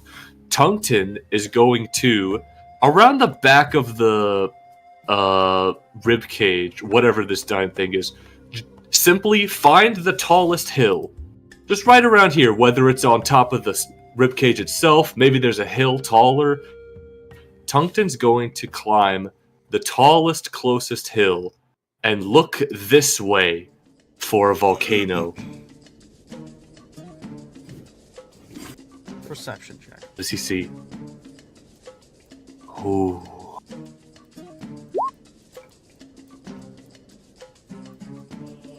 You gaze out into what appears to be an endless desert. And while you're doing this, actually, Aki, would you be tending to the thing, or would you be staring at him? I mean, I'd be tending to it very awkwardly. I wouldn't know how to interact with animals too well. But I'd give it like a fair shot. Alright then. Then you will not notice this as Tungten, you look around. And try as hard as you might. There's just no way there was a desert over, or a volcano in any of these areas. Nothing. There's Dejectedly marches back over to Aki. You ready to go, Aki? Yes, I think the thing has been Fred, what does it eat? Does it eat sand?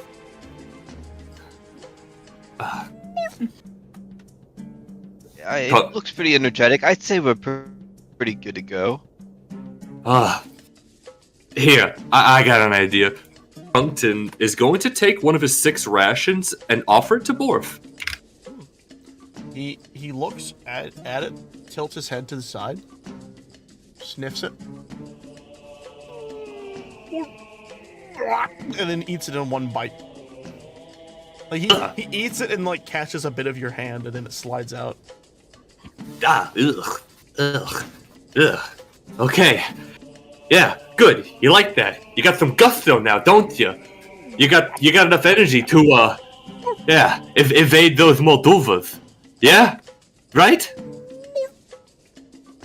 Okay. Good. Yes. Good. You have any business here? Business here? I don't believe so. All right. I'm looking at the shrine next to us, by the way.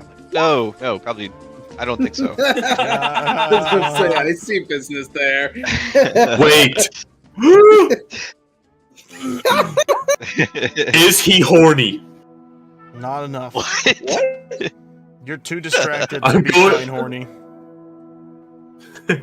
Oh, okay. I was looking at Aki to tell if he was horny. Could I discern that from his facial expressions? Does he No. want the fairy lady? Okay, though, could Ah, you roll me shit. a perception check? Yeah. You don't say shit.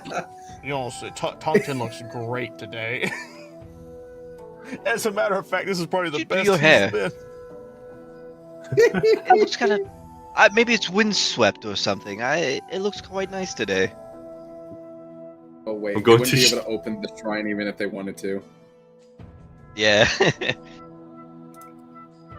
Oh my god, there's a fucking shrine right here. Cameron, middle name, last name, didn't even notice there was a shrine here. He just thought this part of the background. You guys actually passed up a lot of shrines. Y'all Fuck, we didn't even did. think of taking that device. The Sand Seal Rally, I'm actually really curious about. If we get a chance to do that later, I think that'd be a fun one. Who knows? Well, seeing as how Tungten is one-track minded, shoves his backpack in Aki's hand, and let's gonna move on down to Arbiter's ground. It never gets lighter. Where are you going? Arbiter's grounds, right? Okay, I'm just gonna flat out give you this because that's a bad idea. You probably want to head back to your friends. Tungten hears a mysterious voice from up Yeah. above, and it says, Just saying. I'm just gonna straight up tell you this. This is a bad idea. You might want to go to your friends. And he will head northwest. To be on fair, the board. the fairy said you were friends. Northwest? Your friends are Oh, waiting man. for you. Oh fuck, you're gonna be lost. Yeah. Northwest. Bye guys, see you never. Never Aki, never you eat soggy are waffles. watching as Tungton goes, yeah, and then it starts to move, but then you notice you're going the wrong direction. And you try and correct him, but then he goes in the wrong direction again. And then you finally get him on the right path. Tungten. I think maybe what was it? Never eat soggy waffle. I think it's this way. Yeah. Salty whales.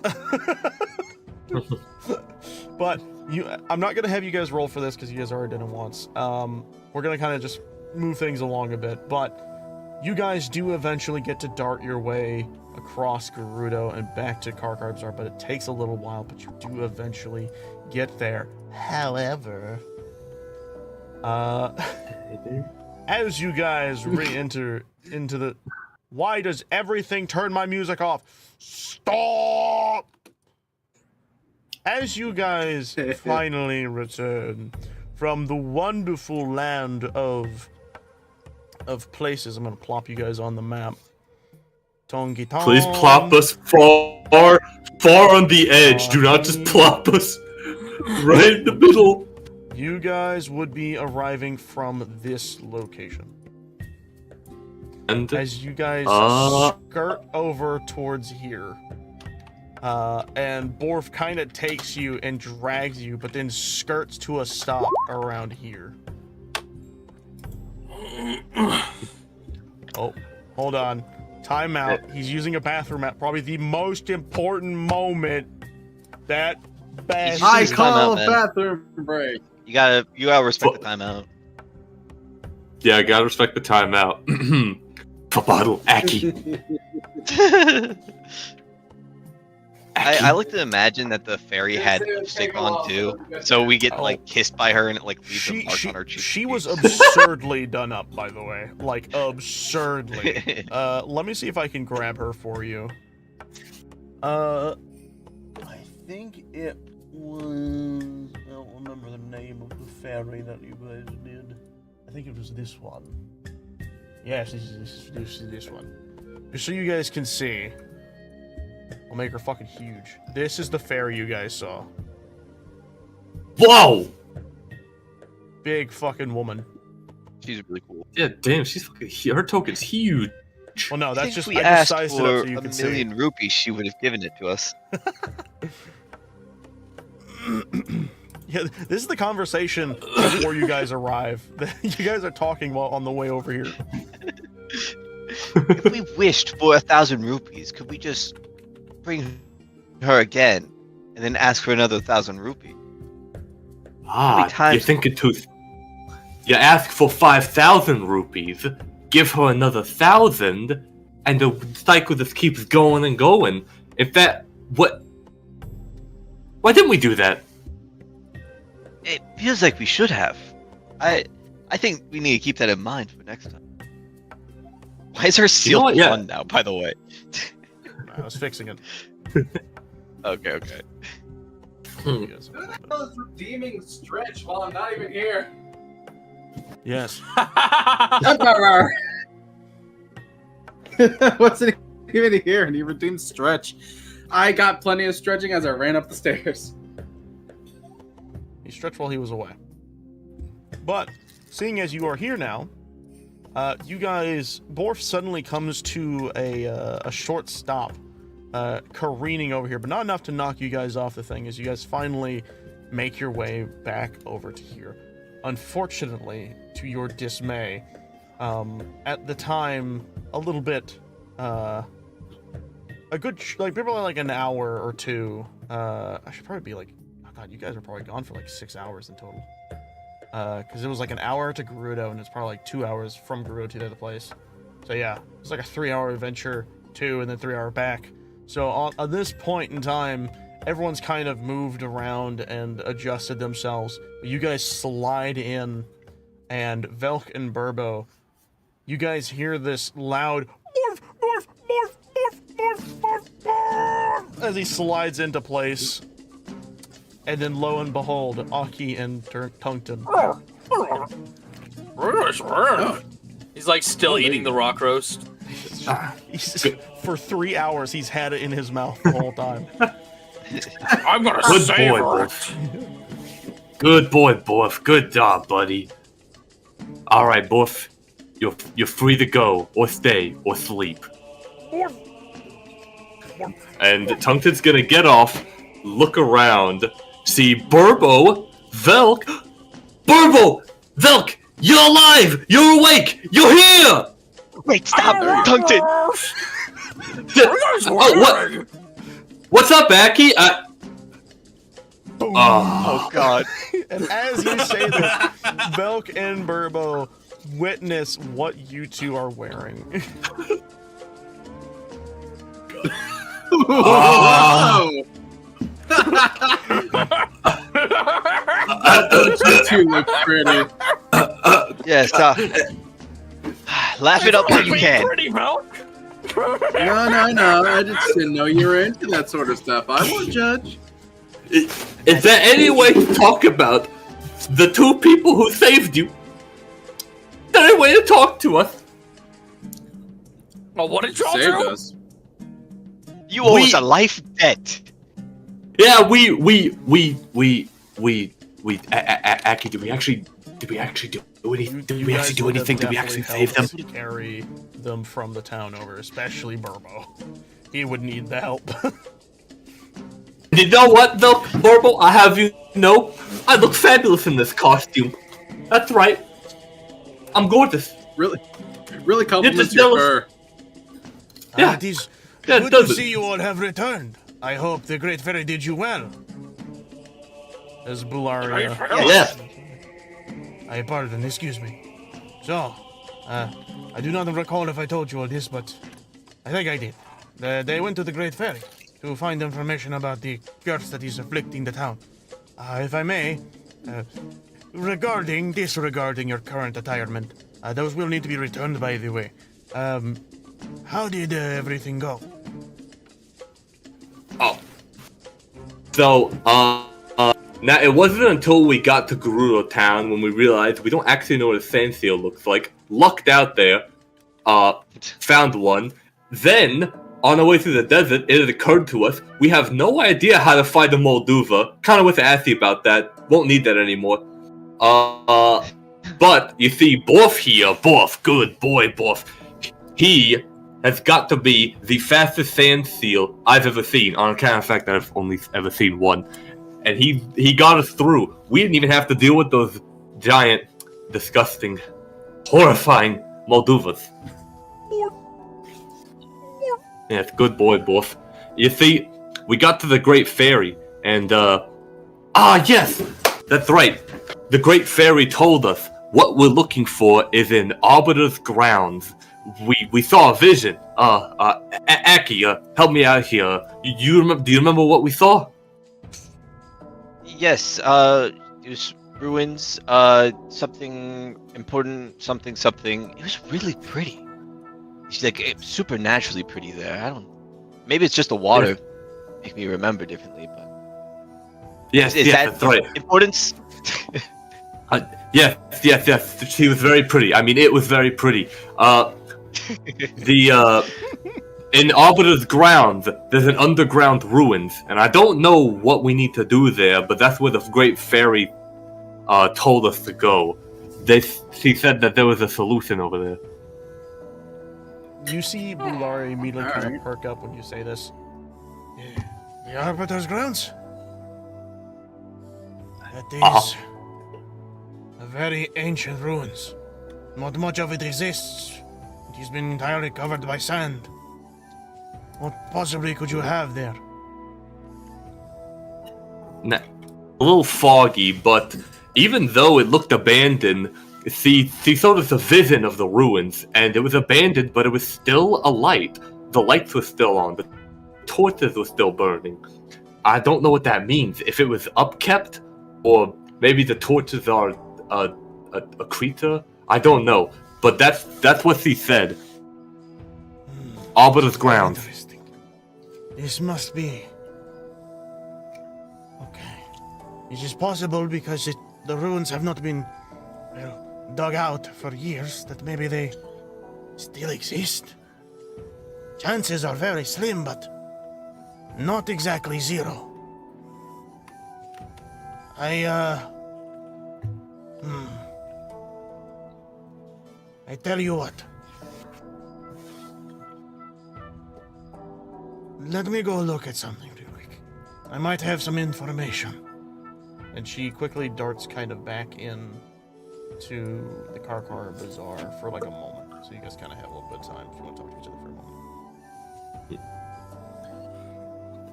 moment. For anything. We were in hell. Hold on. You were in hell?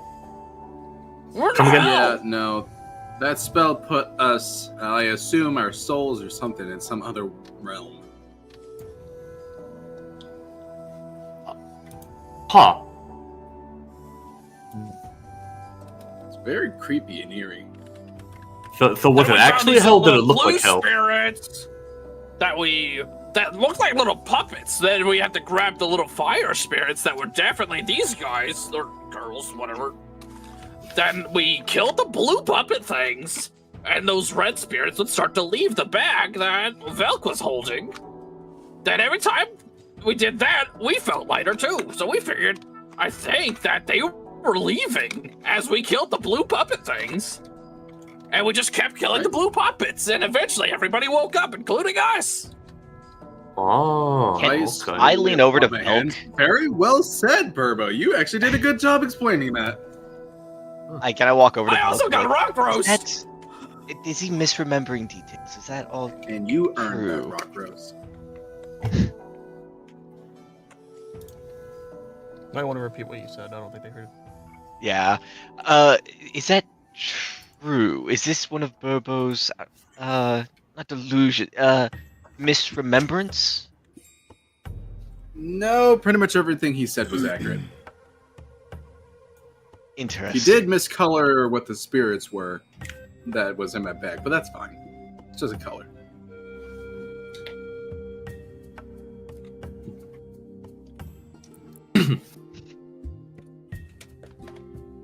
Sorry. Okay. As you all kind of finish this conversation, Bularia quickly comes out, and she is holding on to a book that was grabbed off of one of the people that had been knocked out, and she kind of walks over towards you all, and she says, Here is some information on the Arbiter's grounds. I apologize. One of the women over there is a, how do I say, a bit of a nerd, a bookworm. And she's very knowledgeable when it comes to ancient ruins of the Gerudos. and she opens the book and starts kind of flipping the pages. Okay. In this book it states that the Arbiter's grounds were something of a prison grounds back in the past. Not much else is known, but back in its time it was said to possibly be haunted. Though I am not one to believe in ghosts myself. But seeing as to how things have just occurred, She kind of closes the book. might not be something to press too much into. At this point anything is possible. With these vile cretins everywhere. It was said that the Arbiters were buried, but if some of it still remains intact, then the only way I can think of getting to it would be through the sinking sands around it. Surely. But I cannot guarantee how safe that would be.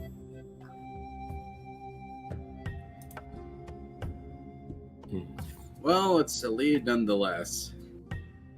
The sinking sands. Do we have to dig into it? For sinking, I thought we have to do a lot of digging. If it is sinking, digging is probably the last thing you want to do. Regardless, there is one tiny thing that I think I should address. Unless you feel that it is something you do not need to worry about.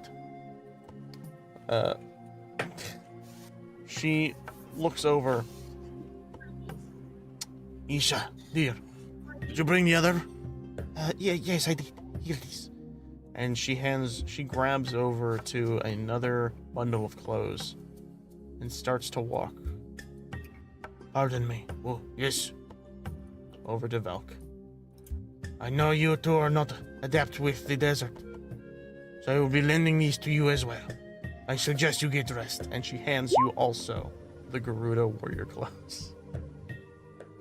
You will be out in the desert for a long time, and your life depends, our lives depend upon you to do what Hyleia has requested of you. So consider these a gift for now. Oh, They will need to be returned. fun. And I am sorry. Oh! I believe your name is. We do not have one of your size, but I feel that will not be a problem considering you are a Goron.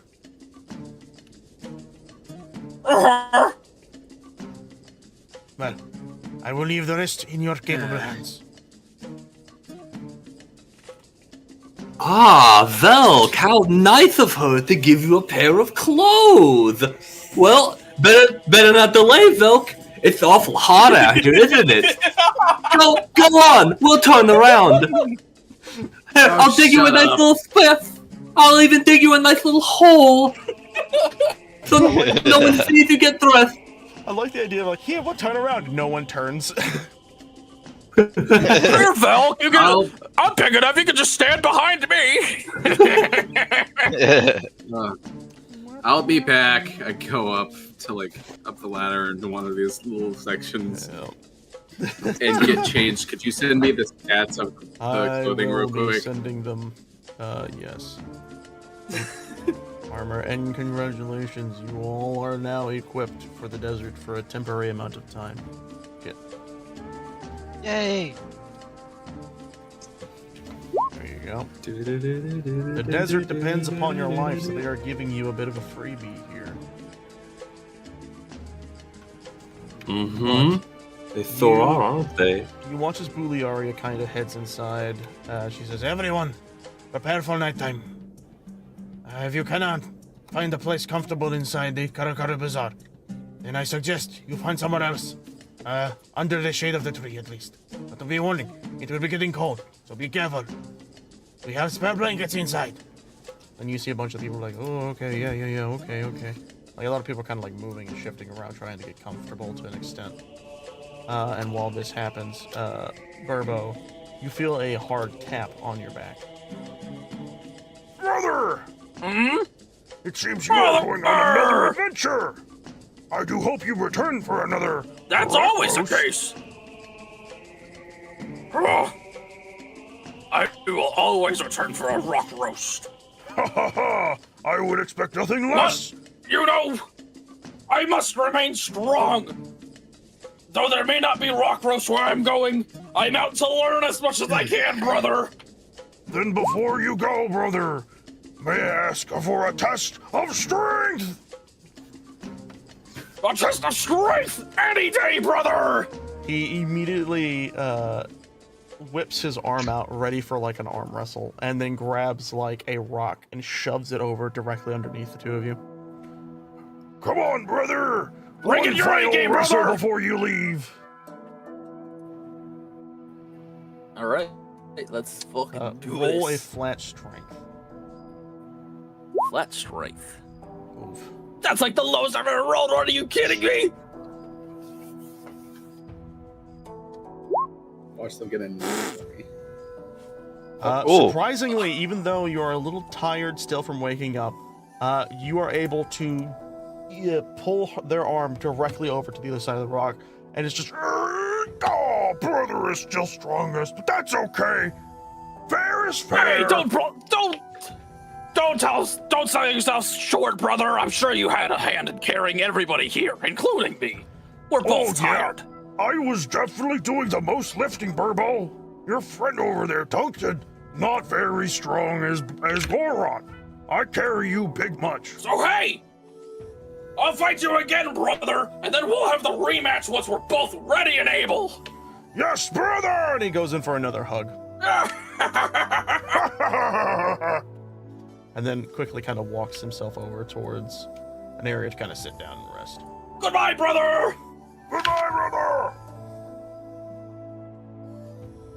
And while that happens, Velk walks down. Surprisingly fun to do. Yep.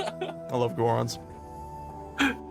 Oh, can we back it up about 30 seconds? Oh, Cody, would you please describe how Velk looks coming out of the changing room for me? Why don't I? Here, allow me to do some explaining as I pull up the images of the Desert Vo set. So, well, actually, okay, this is not as feminine as I thought the armor was. I'm in a dress. For the sake of keeping it simplistic, the armor you walk out in is very similar to the armor that the Gerudo warriors are wearing. These giant, like poofy, short-like pants with armored knee, gold and like green knee pads. Or I guess in this case, yours would be like a light blue.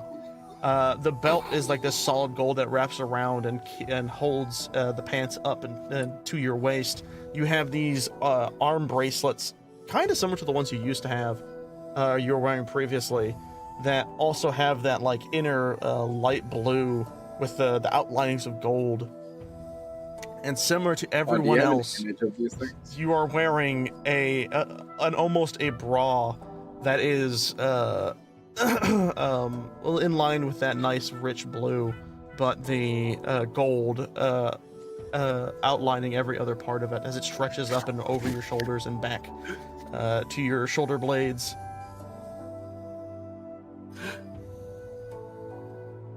And this is what they see as you walk out.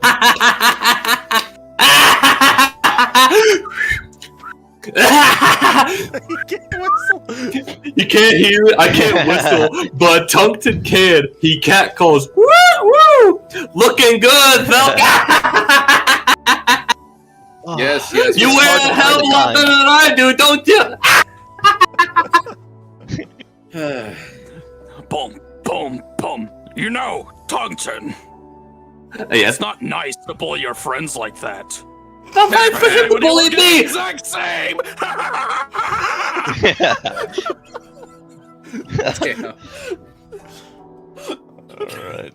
And with that, that is where we'll be ending the episode for today. So thank you all for watching. I hope you had as much fun as we all had today.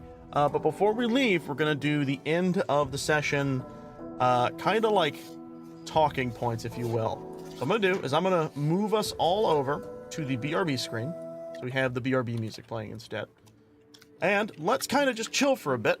Everyone kind of decompress from this entire situation.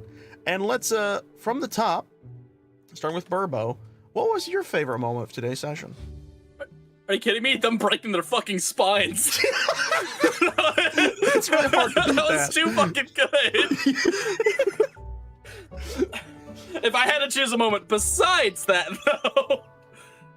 though, probably just interacting with another Goron. That was really fun. Yeah. I want to force my DM friend to make a Zelda one-shot so I can play my Rito in it. Nice, Oogie. Got the Hulk Hogan bros here. Yeah, we're very Hulk Hogan-y. But, obviously, Gorons are my #1 favorite species in Zelda. So being a Goron for these little moments is really fun, especially when Burbo is just as goofy as they are. But going on from that, Val, how about you? What was your favorite moment? Same though. Whenever they fucking catapulted into the ribs, I was dying and my stomach was hurting. That was so funny. That and being able to make fun of them in their dresses. Also, it's not. I looked it up. Gerudo Voset is actually the male version of that outfit. Yes, the male variant, but rule of funny. You guys are wearing the female variant. Because, you know, it's a bunch of females. Of course, only they have the female armor. The male ones are still back in town.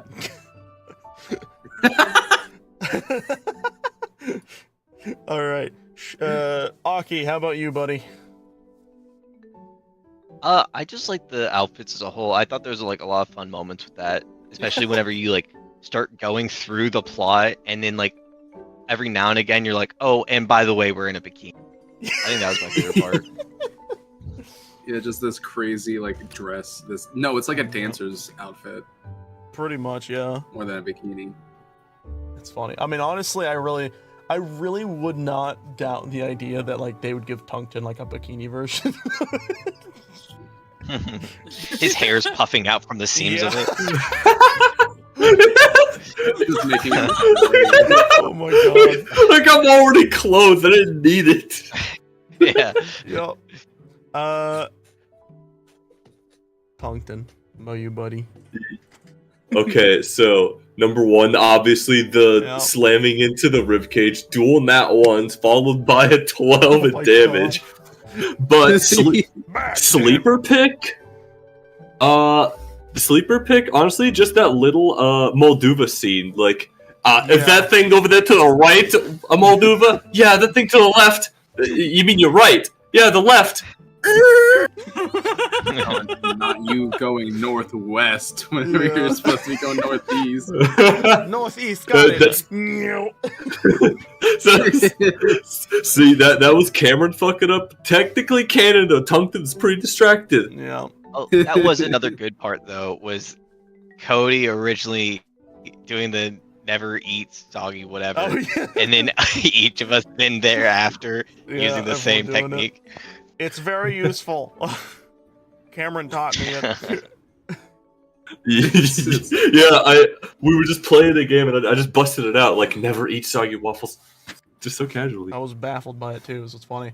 But for me, obviously, it's the same when everyone's been spouting. It's so funny to imagine it because in my brain, right, it's like you have this array of ribs, and they could have possibly have gone through any of the other holes between the ribs, but no, bring right on the 2 rib pieces. It's such a funny image. It is, again, one of those like really easily, like, it's easy to see it as a cartoon. Like, it's so easy to see. They fall down and they look like organs. But if I was to actually choose another scene, actually I have 2 of them. I would choose the starting of this episode where you guys woke up in the fucking nightmare zone, and we just have 2 different reactions of Velk, oh, this is interesting, I don't like this place, and Burbo, Honestly, here's what I'm thinking in terms of the best character interactions. Velk and Burbo are very good paired together, and then Yes. Aki and Tungsten are very good paired together. you guys, it's because you have Dumb and Dumber and Dumb and Dumber. It's 2 Dumb and Dumbers. It's great. Yeah. But the other thing I think was one of my favorite scenes, as goofy as this is when the fairy appeared out of the fountain and just gave you 2 a smooch. It's just a funny image to think about. Just like Here's picks some you magic both up for in you, their arms and goes, mwah, mwah.